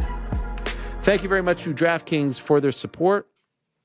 A very inspiring day, I must say, with the likes of Impa Kasanganay and Olivier and Joe Pyfer and Skye Nicolson, all very inspiring characters joining us. Now let's talk to two more inspiring characters in our lives. The great GC and there they are. Yeah, nice. There they are. The segue, king. Did the Cash App ad really say Becky G and Carol G? No, it said Carol G, but I included Becky G because of the confusion last week. I thought they had a custom slide in there. That was really going to be some impressive stuff from Cash App. That would have been money. That would have been money. That would have been incredible. And they impress us a lot. Their merch, their ad reads, but no. Lava lamps. Yeah, I was just, the lava lamp. I was just doing a callback, if you will, to last week. Okay. Nice. I spoke a little bit, but I need to dissect this a little bit more. Let's go to the top of the show in order. PFL Friday night. You guys were about to go, and if we could break the fourth wall, we were I on your behalf as well, counting our lucky stars that you didn't make the drive, and more importantly, didn't decide to drive back because that thing ended at I think like 1 or 1:15 or something like that a.m. Eastern time. That would have been absurd. GC, I'll start with you. You were locked in from beginning to end. Your thoughts on the whole package, and you can respond to some of the things that I said about the night. To recap, there were some fine moments. I thought Kayla was a nice comeback. Impa, great story. Olivier, great story. We saw some knockouts here and there. Henin was great. All that stuff. Long. The Bellator thing to me was the most exciting component of it all. What do you think? Yeah, I was also impressed with Derek Brunson's debut. I thought that was really cool to see him perform as well as he did. The fights were good. Having I think it was 3 of the 6 title fights go all 25 minutes, either 3 or 4. The production is good. It's solid. I did like the part about having the Bellator champions there. I thought it was kind of awkward, like having just a stagnant camera on them the entire time. Maybe flash it, let us know that they're watching, and then bring it back down. The mid-fight interviews, I also was not a huge fan of those. And then, you touched on it when you were breaking it down. The length of it, just the 6 title fights is just too much. The fact that it took almost 8 hours from start to finish for 11 fights. It was exhausting. The main card, I believe, if you go on ESPN Plus right now, the main card is like 4 hours and 50 minutes long. Don't tell Steve-O this. And if you add up the fight time, even with how long the title fights went, was still only 2 hours and 1 minute. So you had almost 3 hours of downtime just on the main card alone. That's just too much. Yeah, I mean, by the time, like, you talk about us driving home afterward, I was struggling just to make it to the end of the card sitting on my couch. Yeah, like the fights were fine, but the length of it was brutal. You know what? I didn't even mention the interviews in the middle of the fights. Wiz Khalifa, Jake Paul. There's better use of them. Like, I know that's probably contractual stuff, and you've got them a part of the team. Wiz Khalifa posting an Instagram video and hyping it up before the card is way more impactful than him sitting there and trying to pretend like he knows what's going on in whatever the fight that was. Same with Jake Paul. Like, that's not the best use. If anything, like, go to them in between, go to them before the pre-show, whatever. It just takes away from whatever you're watching. It's not the best use of them. And Jake Paul being on for the Pacheco fight, and I kind of felt like they were thinking that one might not go too long, and then it went for 25 minutes, and like they would check back in with him, and he didn't really have too much more to add. Yeah, I feel like there are better uses for the talent that they have. I mean, I even thought it was cool that they had like an interview with Ryan Bader during the heavyweight fight, but could have used it better, maybe beforehand or afterward, his thoughts on it. But during, like, it felt odd. 100%. Or even like little things like keeping Jason Jackson on the screen for that long. Like, we don't need him on the entire time. You want to go to him in between. Like, they went to Johnny Eblin in between, like for a minute, right? That's fine. Yeah, cool. Show him that he's there. I love it. Love it. I love that they did have him there. What an great idea. What an PFL. idea. I mean, it's just $1 million idea. Thought of that right is there. brilliant. Yep. Shout out to them. So, I mean, yeah, to be honest, it didn't really feel that much different. I mean, we were obviously in the building last year for it. From the championships last year, like, it does take a while to go through. So I'm excited to see what happens in 2024. I think Don Davis tweeted out, like, that was how we're closing Chapter 1 of PFL. Now as we go to 2024, it's time to start Chapter 2 of it. So I'm curious to see what changes they implement. I mean, they asked him about the pacing of it, and he said that they're trying to find a middle ground because it felt like it almost got into like a calculated way of they would do it. You would do the fight, they'd do the interview, it would end. Now we're looking to the next one. You would have the breakdown of what to expect. Then you would have the profile piece on one fighter. Then you'd do the other fighter. Then they'd have a little bit more discussion. Then they would do the ring walks. And like, you're talking about like 30 minutes between each fight. It's a lot. New York, Rick? I mean, we've kind of covered all of it. The UFC does things well. There's stuff to learn there. The fight should be the focus. Stop adding bells and whistles that don't actually add anything. Focus on the fights, and then between that, fill it in with whatever else you got. You know, it was a big takeaway for me. And again, I know we're like, playing coy here. Oh, what a great idea. It was a great idea because the truth is the Bellator champs that they're acquiring are just bigger names than the PFL champs. Yes. And so like Eblin there, and I know he's not a household name, he's a superstar in the making, in my opinion. I would strongly argue he could be the best middleweight in the UFC if he got that opportunity. It's not happening now. So seeing him there, seeing Pitbull there, seeing names like that around made it feel bigger, right? I was like, oh, this is smart. I'm so happy that they did it. But what it really like told me was this deal is really great for them because they're getting an infusion of talent. Yes. And I can understand, like Kogan was saying, like, hey, I probably would have waited. Well, guess what? A lot of those guys would have went to the UFC. So you needed to get those guys. You needed to get that real estate in the form of these fighters for 2024. Because if not, you're going into 2024, a big year for you guys, post-TV deal, Saudi Arabia deal, all that, with, which needle movers on the roster. Now we're talking about, Patchy and Eblin and Chris Cyborg and names like that. They needed that. They needed that deal badly. So that was like my big takeaway. It was this was great for them. Minimally so. Like, it was better than not having them, definitely. Like, I think it was good to have the Bellator fighters there, but it just felt like another PFL card. I'll be honest. Like, I expected it to feel different, and it didn't. It just felt like a PFL card with random cameos by Bellator fighters. Because they didn't, like, quite frankly, they didn't really have of all the fights, Kayla Harrison versus Chris Cyborg is the face-off that we actually want, right? Like, I'm happy to see Pitbull there. Jesus Pinedo is not somebody who I needed to see him face off with. What was the other face off we got? Did we get another face off? Yeah, there were two, right? What was the other one? No, we didn't get Usman. We didn't get. There was one more. We didn't Hold get on. Bader. We didn't get. My brain is mush. Hold. We already said, did we get Jason Jackson? We got Jason Jackson. That was the other one. Wait, did we?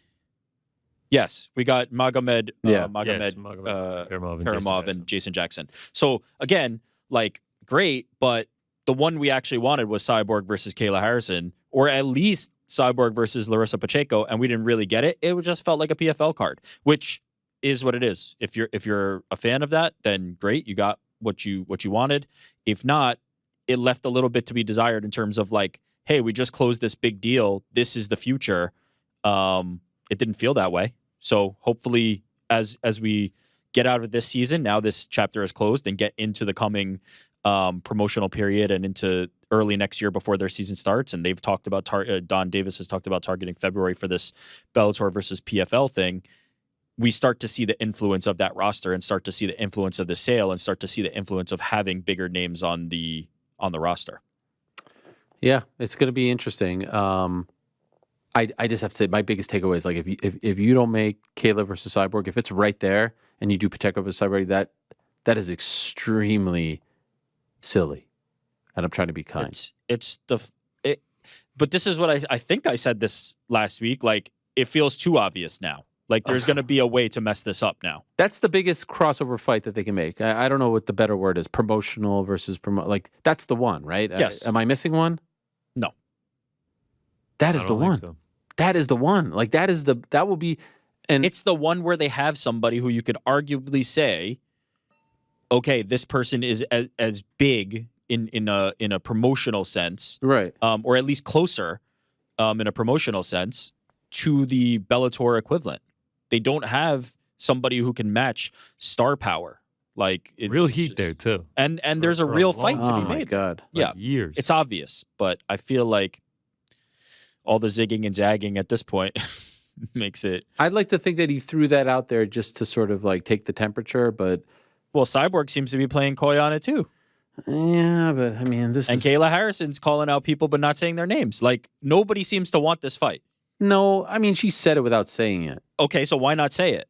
I don't know. Why are we saying? Saying it without saying it? I don't know. Say it. There's a lot of. All of them are messing this up horribly. Say it. Yeah. Make it. Yeah, I get it. I don't know why there's all this weird, like, dancing around. That's what I'm wondering. I don't know. It feels inevitable, and now obviously not going to happen because we deserve nothing. All right. Well, then let's move along to Dublin on Saturday. I mean, was that one of the greatest fights of all time, or what? Maybe the greatest fight in the history of fighting. Okay, stop it. It was great though. Golly, was it those great. Those two are great together. Oh my God, just a perfect match.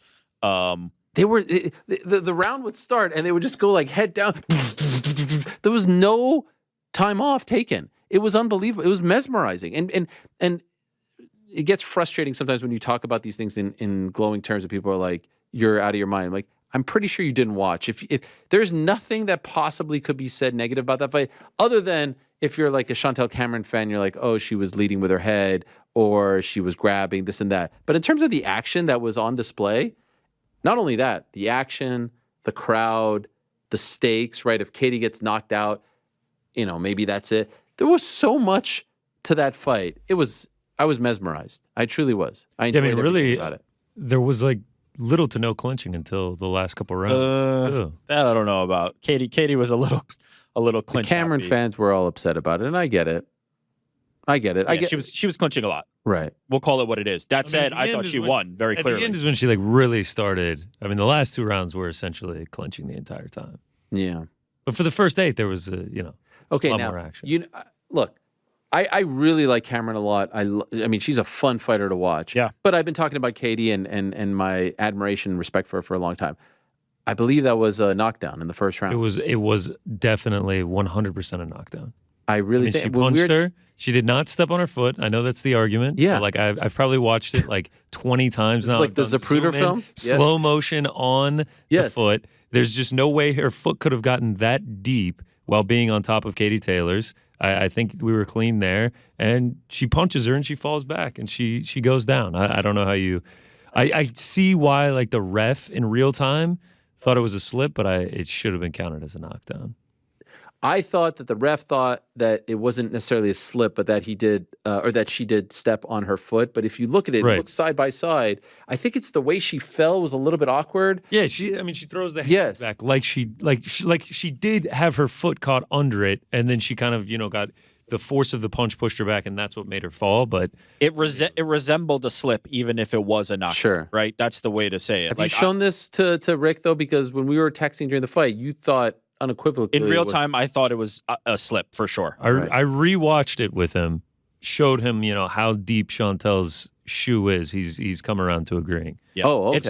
It's too parallel with the ground. The legs are it looks like they're both planted on the ground as opposed to like standing on a foot. But again, the rope is in the way. It's very hard. I don't care one way or another. Because I thought Katie Taylor won that fight regardless. Right, but the knockdown with the way that the cards were scored, Yeah, then it becomes a majority draw. it becomes a majority draw. Okay, so all that, I didn't think 98-92 was a fair scorecard. No, egregious. Yeah, Egregious. 96-94, Way too 95-95. close of a fight. No. Scored 98. Cameron did better work early and late, and Katie absolutely stole the middle rounds. What should Eddie Hearn do, Rick?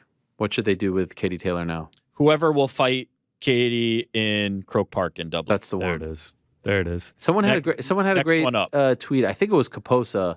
Shout out to our guy Kaposa. Is like, Shout out. was it him? He's like, is don't know. Croke Park a thing? Is it, or is it it was just, him. is it just a thing that we have? Has anything ever happened? Yes. We only hear about it in combat Right. sports as this like imaginary thing that never comes to fruition. Oh man, would it be something? There's no way it wouldn't happen now. The momentum that you have off this win. I think I've said this 5 times about Connor, Katie's homecoming. Nothing would surprise me. But okay, so who should the opponent be? I'll take either of those fights. They were both absolutely Cameron or epic. Serrano? Yes. Yeah. That's my opinion on it too. I Part mean, of- was part of me was would this feel even really better sad. than that one? I thought Serrano was just as good Was a fight. mesmerizing. But Yeah. part of me would Serrano be fight sad was for incredible. Cameron that I feel like she deserves Yeah, to she's gotten a raw deal. get another crack at her belts. Those are her belts. I agree with you, but this is a business and not, Yeah. look, she deserves so much credit, respect, all these things for the first performance, which I thought was clear for her. But B, fighting both times in Ireland. And now let's say it does become a trilogy, fighting the third time in Ireland. Like she's a rare breed and she should be appreciated for that. But this is business. Like let's not pretend like this is doing favors. Like she will be benefiting on the business end from this. This is a situation that will benefit her greatly, being in front of such a massive audience, having such a massive gate, drawing all the attention to it. So it's not as if she could just go somewhere else and do something that would be equivalent business wise, right? Like she is especially definitely not benefiting as from champion. this. Not as champion, right? So she's not doing charity here, but she's very game and she deserves credit for what she's doing. And Katie is a willing combatant for her. Like these two paired up make magic together. Two really, really fun fights. Give me that fight in the spring, and give me Serrano Nicholson, and let's see. Yeah, but only one's going to be a Croak, right? Like you can't run them that close. Oh no, Serrano Nicholson in Puerto Rico. Oh, sorry, you said Serrano Nicholson. I thought you were saying do Serrano Katie Nicholson in and Puerto Serrano Rico. after. Insane scenes. Serrano, if she prevails, if she wins, and Katie prevails, maybe that's the retirement fight for Katie. But have them like somewhat close. There's like a weird, like we were just talking about the Cyborg Kayla thing. There's like a weird thing with Serrano and Nicholson where she doesn't want to like acknowledge her presence and stuff like that. And even like I saw another tweet here about MMA. I don't know why she wouldn't want that fight. Other than And, like, Katie, the What's the upside? response I is know why like, she wouldn't want that fight. why not? Response is like, I'm busy, but I wish her the best. Thanks. Yeah. It's just like That's she's getting to the point where that's the biggest fight that Skye she could Nicholson get is in the outside of realm Katie for it. Taylor, no? Okay, we just talked about her as a potential opponent for Katie Taylor, and you don't understand why she wouldn't want No, the if she- undefeated young If she's not hungry getting lion. if she's not getting the Katie fight, is there another fight out there that is How as much big? more business does Heather Hardy 3. does Skye Nicholson do for her? I think it'll get a lot of attention. Big fan base, Puerto Rico, homecoming fight. Not enough upside. I understand it from a business perspective. then From the a fight argument is perspective, I'd watch it. Then the argument is that she can only fight Katie Taylor then. Like, who is? Yeah. I think Skye Nicolson is the second biggest fight for her other than Katie Taylor. Yeah, but the problem is the gap between 1 and 2, and then 3 and 2 are essentially the same. They're negligibly different. All the other names, like, honestly, sitting here right now, I don't even remember who she fought, and it was on October the 27th. I don't even remember the name of the last opponent. Do you guys? No. The historic fight. Surely Frank remembers. Frank, who did Amanda Serrano fight on October 27th? Sorry, my mic's not working right now. And she picked up a win. I know, Is she fighting Skye Nicolson just because everybody says, like, oh, that's a name? I mean, she is the interim champion, so if WBC says we're going to strip you unless you fight her, that could be a thing. She could give up her belts. Yeah, but then she's not the undisputed champ. I mean, are we acting like boxers just, like, take these fights against, like, No, but I will say this about women's boxers. There's way more undisputed fights in women's boxing than there are in males, because there's less. There's less but of them. It feels like they want to do it. More like, I mean, like, just look at Taylor Cameron. Serrano, to me, has a career where she's bounced around so many different weight classes, so many different styles of and weights of opponents. Like, I don't think she needs to be in the grind of, like, next one up. If she's holding out for Katie Taylor, I get it. If she's not, then okay, fight Skye Nicolson. That's fine. But, like, I can't sit here and be like, oh, she's ducking, or like she's the clear. I was literally just about to say that. There's no way in hell that Amanda Serrano is afraid of any human being on the planet. I just think at this point, since teaming up with Jake Paul, that was 2021, her profile. I mean, there was a point where she was fighting for like 30 and 30, or not even 30, sorry, 30K, period. There was no 30. And doing MMA just as doing a side icon quest. fights, like, and God knows what she was making for that. So now I feel like in the sort of back nine of the career, you get the homecoming. I mean, there was times that she was fighting in these small, like, you know, DeBella shows that weren't drawing a lot of people. So try to get the biggest fights. I don't know. And to suggest, like, Amanda Serrano in total probably has over 40 pro fights. Yeah. I think she has over 40 wins. Yeah. Let me just get it right here. 45-2 or something. It's insane. 46-2-1 as a pro boxer, let alone the 3 MMA fights. She even has 5 submission grappling fights. The gap in terms of experience, like, I don't know. I just think it's the biggest fight. But thrilled for Katie. Massive, massive win. Great to see the career continue. And great to see her get that one back. And great to see her get that. It was very close to her being 0-2 in Ireland, and that would have been devastating. Who is she going to fight? Call it now. I think Cameron, for several reasons. Number one, easiest fight to make. Easier to make, yeah. Both under the Matchroom umbrella. Number two, I think there's a big demand for it. Who has the upper hand? Does it felt like, obviously, it's easy to say now in hindsight, but after Katie Taylor loses, it feels like Serrano has the ability to say, like, I'll do it when I want to do it. Now I would argue Katie is on top of the boxing world at the moment, and it would behoove Serrano to kind of do it now. Higher than I feel like Clarissa Shields? See, this is a different conversation. If we're going to talk about who's the greatest female boxer. I'm joking. You know what? She has the momentum. She has the big fights. Look, she has the momentum. I mean, can we compare the scene in Clarissa Dublin? Shields is one of the best boxers of all time, men or women. To Clarissa fighting in Michigan. Shout out to the What are quote. the scenes like in Michigan when she's fighting? What are the Why are scenes? you What? doing this? Why? What? I just want to know doing this? who's having the impact. Why are you doing this? Okay, here's the thing. Not only is Clarissa, I love one of the best Clarissa boxers Shields. of all Don't make me time, hate on her. Male or female, she also just decided to do MMA and did it pretty capably for somebody with her lack of experience. Like, I love Clarissa. She's the best. She's incredible. She's incredible. I love talking to her on the show. I almost hate that I even said that, only because it, like, turned into this thing, but whatever. I think it's Cameron for that reason, the Matchroom thing. And also, I think Amanda wants her own homecoming. And she's talked about Puerto Rico and all that stuff. It was supposed to be. So I think and Katie ain't going to Puerto Rico. So I think that she's just like, let me get that. We're in a spot where all of them kind of control their own destinies and can kind of decide, hey, I don't want to do it for one reason or another for the business. And also, we have to remember that, like, you talked about where Amanda Serrano was prior to, you know, this recent run and teaming up with MVP. She's also made a good amount of money in these last couple of fights. Like, I don't think she needs... the money may not be the motivation to do a Katie Taylor fight, right? Maybe it is, maybe it's not, but she's okay. And she'll probably do whatever, you know, whatever her her goal is right now. Whatever her ambition is, she'll set her mind to it and she'll go after it. If it is more money and this big Katie Taylor fight in Croke Park, I mean, sign me the hell up.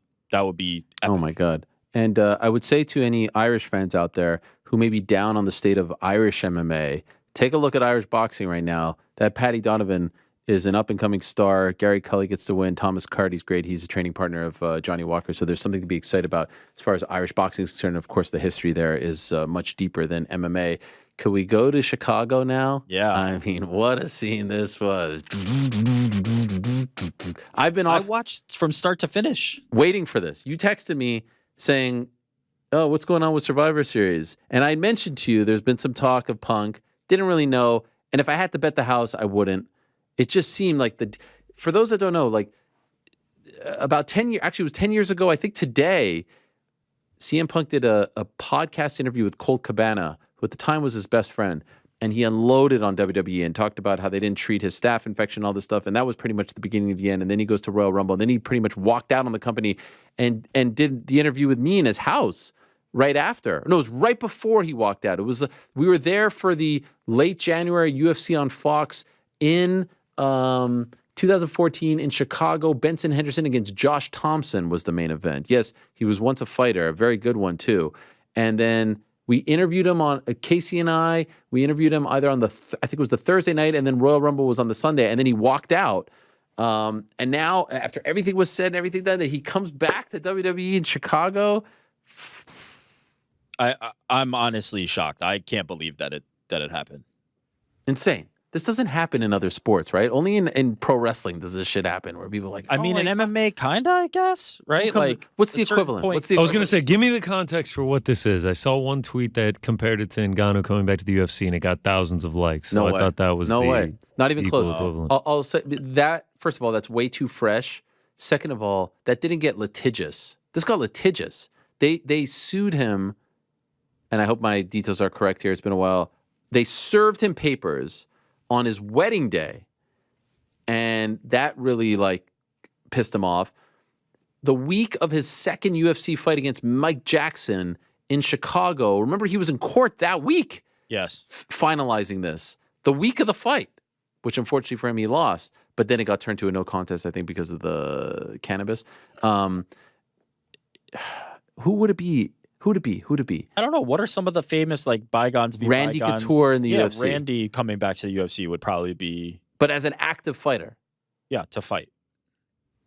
And then on top of that, the thing is the problem with this wrestling versus MMA is the timelines are shortened, right? You can't have a career as long and be relevant in 9 years later. Yeah, you can't just be, oh, I'm gone for 10 years and all of a sudden I come back. Is it like one of the Hall of Famers? Like who's like a persona non grata that got into the UFC Hall of Fame?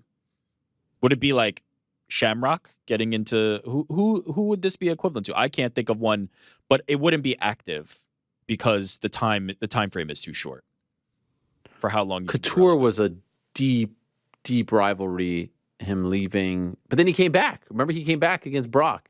And then the rivalry started again. He kind of got fizzled out post, but it wouldn't even be as big as this. And who would get a pop like that? When was the last time we saw CM Punk in WWE? 2014, January of 2014. And then he was gone for 7.5 years. And then he returned in August of 2021 as a part of AEW in Chicago at the United Center. That's when they gave out the ice cream bars and all that stuff.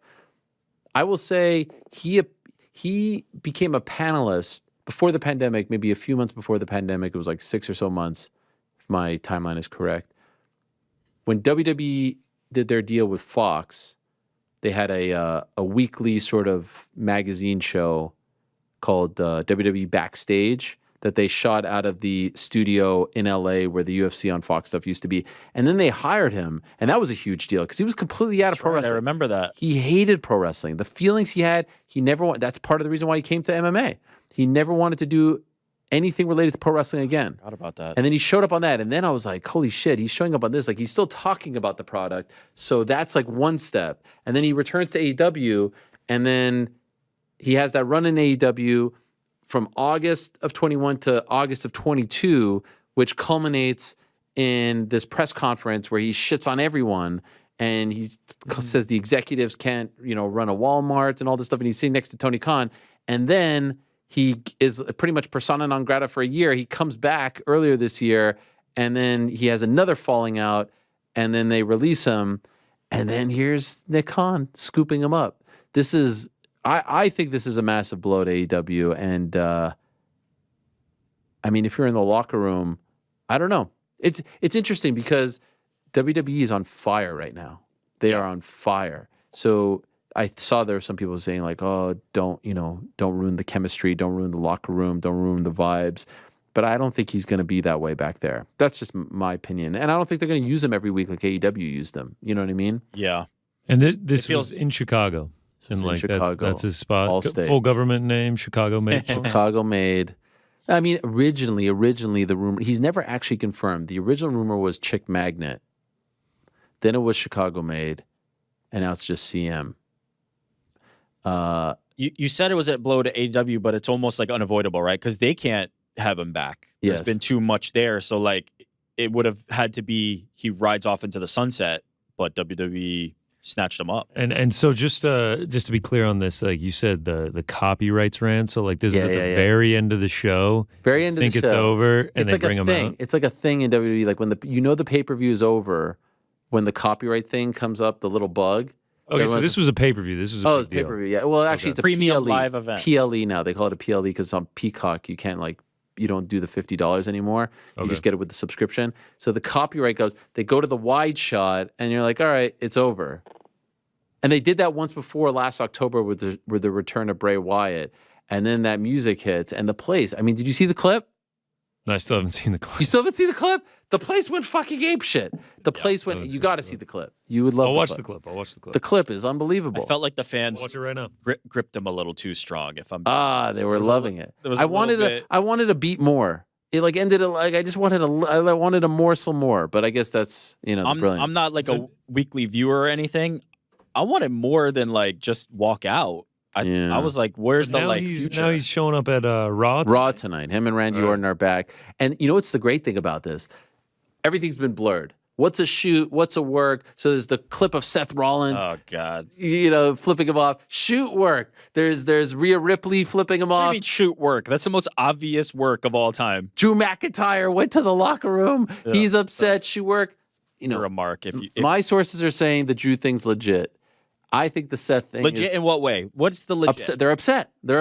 No one knew. Only two people knew. You work for WWE. Oh my God, this is great. You think Seth Rollins, who's been in this business for that long, doesn't realize what's happening? He thinks, you know what? This is the moment. I've worked with all these people. All of a sudden, there's a million people in this arena, and I'm just gonna lose my mind. There's nobody watching. I'm just gonna do this. Of course, it was a work. People were like, "Look at Michael Cole holding it back." It's definitely real. All right. Rick, you said the fans gripped them too hard, and they went too crazy. Yeah, they were the freaking wait I'm watching it right now. I mean, they're going pretty crazy. When he goes to each corner. They're like I love all the Chicago. The flags. I didn't realize within his logo, it's like Chicago stuff. He's Mr. Chicago. He's royalty. Can you tell me about R-Truth coming back? I heard that. R-Truth was a big one. That was a big one. They had a nice little Randy Orton. Yeah, Randy Orton came back. That was announced. Randy Orton, by the way, holy shit, he looks to be in phenomenal shape. Yes. WWE's promo packages are the greatest thing in production. I don't watch, and in 3 minutes, they catch me up on the storyline, make me invest in somebody. I'm excited for the match, and I've never seen anything like it. Like, it just works every single time. The way they cut it, the drama, the music, I can picture it because every time I've watched it, I'm like, I don't really even like watching the wrestling part of it. But in the trailer, it looks amazing. Like, I'm thinking to myself, like, if I watch this just on a Monday or whatever, it would look so corny. But then when I watch it in the trailer, I'm like, this is the greatest thing that's ever been done. So whoever does those, whatever team is responsible for those should be the highest paid people at WWE. They're incredible. Oh, my God. It was, they've always been this way. Like, I got to do that one package for them. These people are like distraught. Oh my God. They're like, I did that one package for them for Extreme Rules, and I just like voice it, and then all of a sudden I was like, holy shit, this got the WWE promo. The treatment. Yes. That was good. Almost 5 million views in one day. Oh yeah. Oh, Anything I saw tweeted or where did you watch talking that? about Because it. it's like a gazillion views on every platform. Yeah, this is on WWE's YouTube page. But Oh, anything yeah, that I Twitter. saw on any social, like the Triple H post got like 230,000 likes. Like, And so the Triple H thing was perfect because it was what did he write? A Mighty Cold Day in Hell. yeah. And the beef was in large part between the two of them. I just love. I think Punk had a few. He had a beefs. few, Yeah. but the one he didn't have a beef with was Nick Khan. Yep. So now is Raw tonight like going to be huge? It's going to be Oh, yeah, gigantic. They're gonna have a Someone, great rating. Are you going to watch, Rick? I'm going to watch. This is where I'm out. I Nah. watched the event because there was no UFC. I can't watch I'm Raw. still waiting for next year's Royal Rumble, baby. Try it's clock back. January watch- Tampa. That's Yeah, the next yeah. one. Are we going to WrestleMania 40 and It's WrestleMania it's a 40 stone's throw away. in Philly? That's what I'm saying. What What about places we can stay? in Hotels. Philly? Yeah. Easy. We might do our own show there. Wow. I'm sending you this.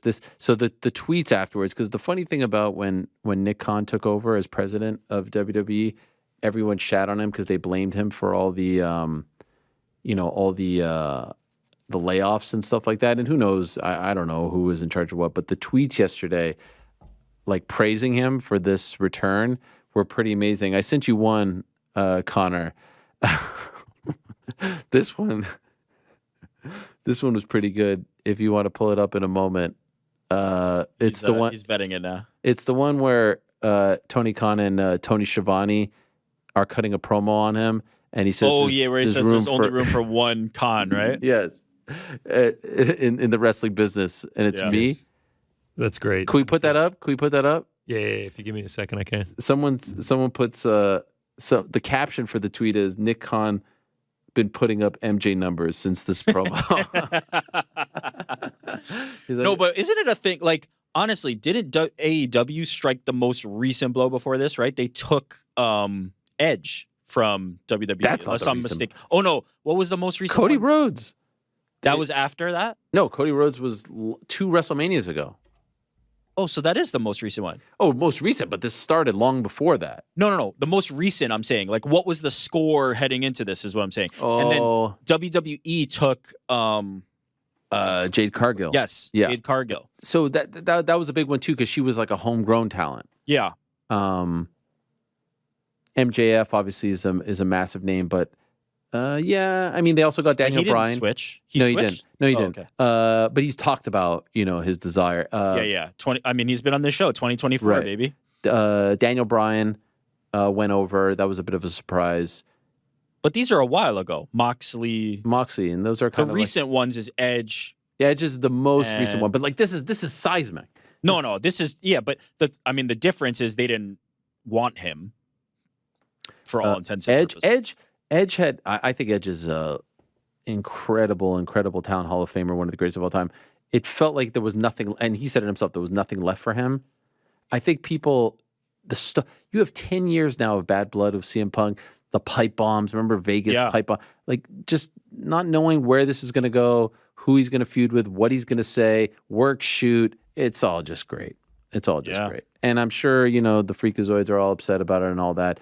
Just Where enjoy did the it. term Freakazoids come from? I don't know. I just said it that day. I just said it. I love pro wrestling. I have no bones to pick with anyone. This is 90s, late 90s, early 2000s WCW, WWE. Like this is great. This is why it's great to have a number 2. This is why I wish there was a number 2 in MMA. So people go back and forth and it's a big deal. You know what I mean? Do you not feel you could keep up with wrestling? And this is just me, like, I'm not trying to harsh anybody's mellow or ruin anybody's experience. I feel like I've talked about this before. I only consume wrestling media, right? Like I Sure. listen to a wrestling podcast. I kind of, see some stuff on Twitter and I feel like I got it. Like I feel like I can There's keep a up with lot. the drama, but I don't have to watch it. There's a Do lot. you not feel like you can? Oh, I'm not watching 3 I don't hours have here time. on Monday. There's too much wrestling. I'll be honest with you. I got enough MMA as it is. Like there's too much of that. I go to the TNT Sports WWE page. I'll listen to a few podcasts here and there. You see some links, and you feel like you're up to speed. Same. It takes a special one to get me to watch, but no UFC. I did watch this one on Peacock. All right, we got the con. Okay, this was a couple of years ago when there was some talk that WWE and in particular Nick Khan was trying to ruin his relationship with New Japan Pro Wrestling, I believe it was. Here's Tony Khan, son of Shad Khan, owner of the Jacksonville Jaguars, also the Fulham Football Club, cutting a promo. This was an online only thing, I believe. A rare sort of shoot promo on the other side, and this tweet was. This video got brought up because this individual, Sean Slate, wrote, Nick Khan has been putting up MJ numbers since this promo. Here's the aforementioned promo. In fact, I think there's only room for one Khan in the wrestling business, Nick. And it's me, it's Tony Khan. It's not some con man from Connecticut. Have a fun show tonight, Nick. Jaguar shirt. Yeah. Tony Schiavone, shout out. Yeah, Atlanta radio legend. Oh, big fan of mine. He's not from Connecticut, for the record, but I get it. WWE's based in Connecticut. But it's been, I mean, getting Cody away, the Jade signing, this one's a little bit different, I understand. I wonder if Tony would do it the same. He had to do something because the locker room was kind of in shambles and divided over what had happened. But golly, that's a big. Who could he go out and get right now that would turn the tide? It's hard for me to say because I don't know the status of everyone's deals. You know what I if mean? he just got Brock Lesnar tomorrow? Yeah, I mean that'd be pretty fucking huge. Yes. I mean, so there we go. He's got his work cut out. Cut the check. You saw the Ronda conspiracy Rousey theory. Yes. That WWE asked CM Punk to do the stuff in the locker room. Nah, this is crazy. I just thought yeah, that was funny. No. Leave it to Frank to chime in with it. I was going to say, Frank been quiet, man. I mean, we talked about Amanda Serrano for 25 minutes, and he didn't say a word. Now we get some CM Punk conspiracy. Ronda Rousey showed up in ROH, Ring of Honor, which is owned by Tony Khan. Oh, interesting. Wait, Ronda Rousey's not with WWE? Well, apparently not, because she showed up at the event like 2 weeks ago. It was like a womp womp, you know. There was there was nothing there. So like you might think if you're a casual, like, oh, they get Ronda Rousey. Wait, but why isn't she in AEW? No, none of it makes sense. Okay. I don't even know if that was televised. I saw it because Ramundi was there in the front row and got it on his cell phone or something. Is this wrestling that we're talking about still? Yeah. This is wrestling. So Tony Khan also owns, just like PFL, he owns a secondary promotion called Ring of Honor. So he was asking me, is there someone that Tony Khan can now get from WWE? Be Ronda. She's not big enough, right? No. Wrestling world-wise. By the way, I don't think even getting Brock Lesnar would be as big as this. Because of the history, because of the bad blood, because of the, holy shit, what is he going to say tonight? And holy shit, who's he going to work with? And how's that all going to pan? Is he going to be the guy to beat Roman Reigns? Oh my God, you know yourself. It's fantastic. Would I get? You're so excited. Would I get what is going on if I tuned in tonight? What you would get is the backstory. What you would? Nah, I don't even think. I think you got the backstory right here. I mean, do you need 10 years worth of podcast interviews? No. What you just need to know is this guy said I would never come back here. This guy said it would be a cold day in hell if I ever stepped foot in this ring ever again. This guy was served on his wedding day. This guy, the week of his last UFC fight, was in court. This guy said a lot of things. Raised questions about how his health was taken care of while he was competing. Thought he was dying. Yeah. Then he showed up 2 years ago, a little over 2 years ago, in the rival promotion and said, I'm home and I'm so happy and I found my love again. And then destroyed the locker room and left. And left, yeah. What channel is it on? USA? USA. 8 o'clock tonight. All right. Now, do they kick it off? Do they start the show with it or do you build it up? You have to start because he's not going to wrestle, right? I mean, I assume not. Oh hell no! You're not giving this away. So you maybe he shows up at Royal Rumble, meaning in a wrestling capacity. Yeah, WrestleMania for sure. We'll see you there, Punk. Also, get my bets in. I mean, there's so much here. There's so much here because like Raw, the Raw deal is done at the end of next year. So now you can, if this like proves to be a big ratings, victory. Now you're heading into negotiations. Yeah, because I don't know if you guys know this, but SmackDown's on Fox now. SmackDown's going to USA next year. I mean, there's a lot of moving parts. As I mentioned last week on the show, NXT going from USA to the CW. Wow, shout out to the CW. Yeah, you guys, you got to keep up. There's a lot going on. PBC, Amazon. I see the Twitter sphere talking about that. Shout out Benson. Have we finally broken through into the boxing space when we get a Benson mention? Yeah. Is Michael Benson a real person? He's prolific. You know what? Don't dare slander the man who. I'm not slandering. I just want to. Has anyone seen him? You're not slandering. You're asking if he's a real person. I've never seen him. As if you don't. He's just him. His is he our Jedi Goodman? And small. No, I'd say he's not as specific to the one. Like he is just everything boxing. Everything. If you need to know about boxing, you can follow him and nobody else. Yeah, he's and great. You will learn everything. In fact, so much so that I learned this morning that it seems like my boys are going to be fighting in February. So that's right. Shout out to February 3rd. Benson for making me aware of it because Hotspur. Early Christmas present for yours truly, Connor Ben versus Chris Eubank Jr. I mean, yeah, let's do it, please. At Hotspur Stadium, right? Biggest fight of the year. I'm just happy it's not in Saudi. Like, there's certain fights that have to be in certain locations. Do it in the UK. Yeah. You have to. All right, and then Benavidez wins. It was a great night. I enjoyed it. Great fight. I mean, Canelo versus Benavidez, yes? That's the one. Has to be the one. I feel like it's not going to happen. Maybe I'm just too pessimistic. I feel like all these like no-brainers just don't happen. They're both PBC guys. Yeah. Should happen. How'd you guys do? We won. You did? Yeah, another big dub here. What is that? No, I don't know. mean, we've sounded way too. You sounded Easy too shocked work. there. You sounded too shocked. I'm sorry to say. Is this the highest we've ever been? Plus 4.8 for the old. No, because I think we parlay? started like plus like 7 off like the rip or something. Still, I mean, we're still 10 down from 500, 26 and 36. But yeah, I mean, fairly easy dub here. I mean, OAM, very close fight going into round 5, but he gets it done. Other than that, I mean, a little worried, I guess, when Katie Taylor got knocked down in round 1, but yeah, big dub. Nice work, guys. I mean, Frank's hero coming back this week. Bobby Green fighting again. Will he pick him? Won't he pick him? That's right. Our hero. I mean, Yeah. he saved our butts. Well, a lot of people talking. Why is that Frank's hero?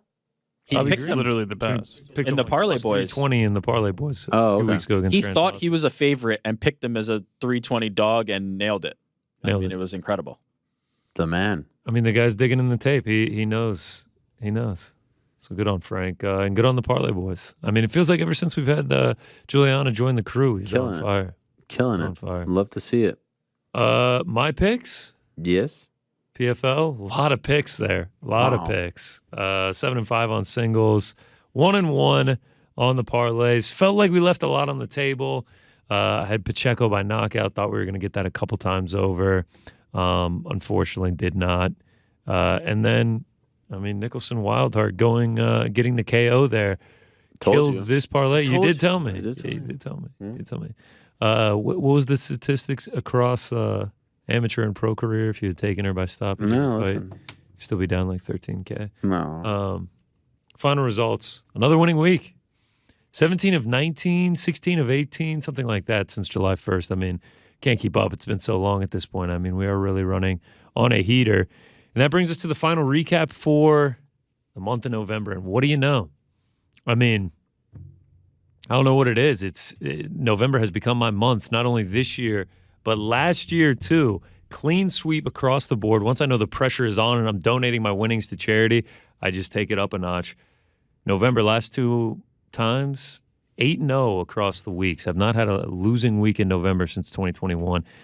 So that feels good. And that brings us, now that November has come to an end, almost 10 units up in the month, which, as I said at the beginning, donating all the winnings, and that is exactly what I did. 478 smackaroonies right over there to Movember. There is still time to donate if you want to. All the funds go to help men's health and men's specific diseases. We've raised already over 1,000 this time around. So over 5,000 overall. You can scan the QR code. Link in my bios on social. So yeah, shout out to Movember. I have to say goodbye to the mustache now. The beard's starting to grow back in. December is just a few days away. So 11 more months till we get the mustache back. That's a really cool thing. Shout out to you for doing that. Yeah, it's incredible. Shout out to Movember. And Mr. Movember. At this I like point. that you're growing in the beard here, but leaving the stash. Oh yeah, I feel like I really get a nice look once it's like 5 o'clock shadow, but the full mustache. It looks good. It looks It's fantastic. Might have to bring the cowboy hat out. It really works well. You and Impa. Me and Impa. Yeah, he looked great in that cowboy hat after winning $1 million. And then just lastly, it's not a big hitter. I just have to discuss this with you guys. This is actually a bad beat of the week. Our man Trent took Katie Taylor to win and be knocked down in round 1. What? 300 to 1. What? He also took Katie Taylor to be knocked down in either rounds 1 or 2, 80 to 1. Wow. And Kaylee Taylor to be knocked down in the first minute of any round, 17 to 1. So lost all of them. I mean, one of them, the Katie Taylor to win and be knocked down in round 1 would have won him $1,500. Oh my God. Wow. Disgusting work. The Katie Taylor to be knocked down in either rounds 1 or 2 would have won him another $400. It's almost $2,000 left on the table. Was the knockdown or the slip? Did that happen in the first minute of the first round? I feel like it might have been later on, so he would have lost that one. But almost. I mean, it's only 2 minute $2,000. round, right? So it couldn't have been that far off. Yeah, true. Oh my God. A lot of money left That on the is table. For our horrific. man. A lot of money left on the table. That hurts. Oh my dear. Poor guy. The Katie Taylor to win and be knocked down in round 1, 300 to 1 is crazy. This guy needs a picture on like That's the plus Bad that's Beat Hall of Fame. That's plus 30,000. Ay. Not as bad as that one. I saw a guy who did a parlay on all the Premier League games on Saturday, and the one that he lost was Luton Town beating Crystal Palace, which was just.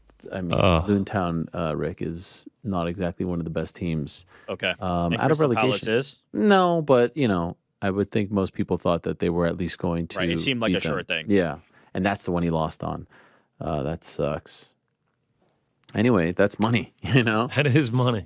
Next time, Trent. Next time. Yeah. By the way, shout out to our guy Anthony Smith taking fight at short notice. Khalil Roundtree. Yeah, big one. A lot of Ain't announcements. no walk in the park. Tough matchup. A lot of announcements from D-Dubs. Oh, yeah, I loved it. We were getting the Thanksgiving. Where was he?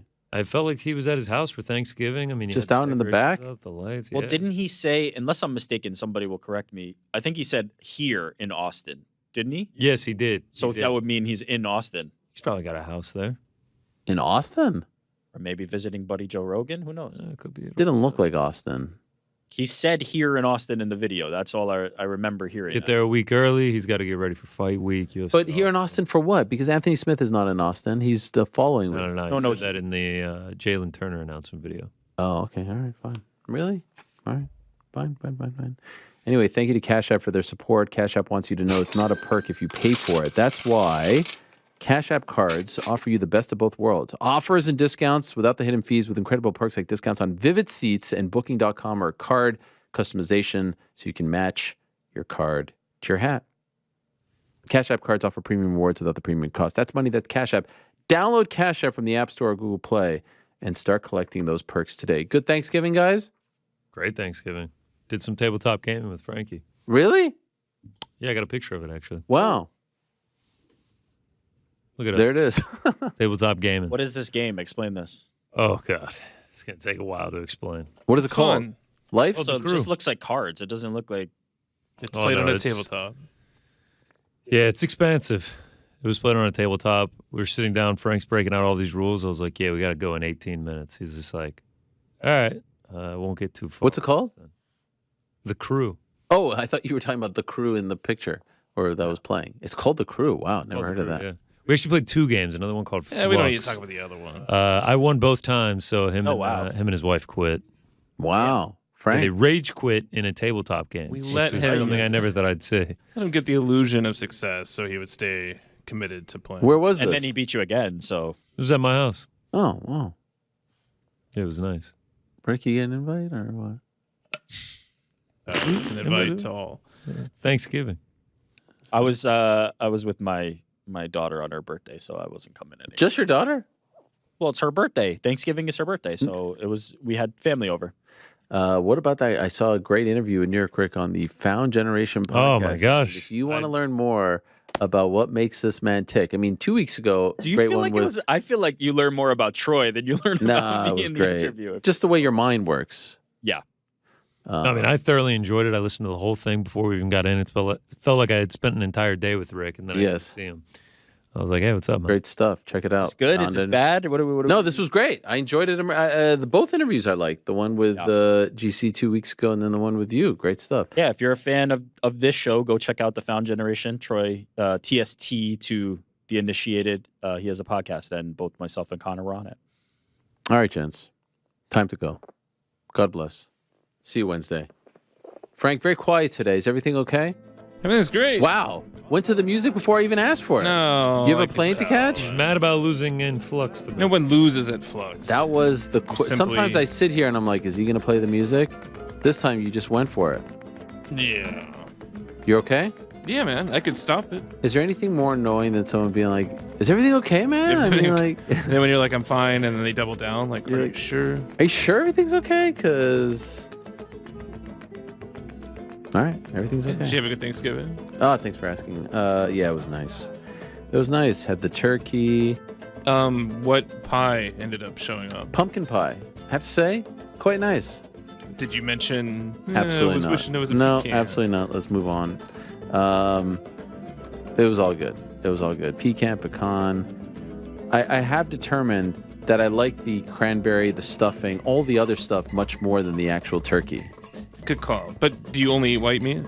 I'm more of a white meat kind of guy. Yeah. What you about gotta venture out to the dark a little bit. You might feel like, hey, the turkey balances all these other I things. feel like out the pretty white meat well. is cleaner than the dark meat. I don't know why. That is a weird, weird thing to say. I just feel like it's just healthier is what I mean by cleaner. Like It's drier. It's definitely drier. Is it drier? Oh yeah. Really? I used to be the same way. Like I don't eat the white meat. Had a dark meat once. I'm like, this is a whole other world. And what part of the bird is typically dark meat? Like the thigh, the leg, everything but the breast and the meat. All right. Well, the head. Thank you very much, all our guests: Olivier Aubin-Mercier, Joe Pyfer, Impa Kasanganay, Mike Kogan, and Skye Nicolson. Great day, great show. Thanks to them. Thanks to all of you. Back on Wednesday.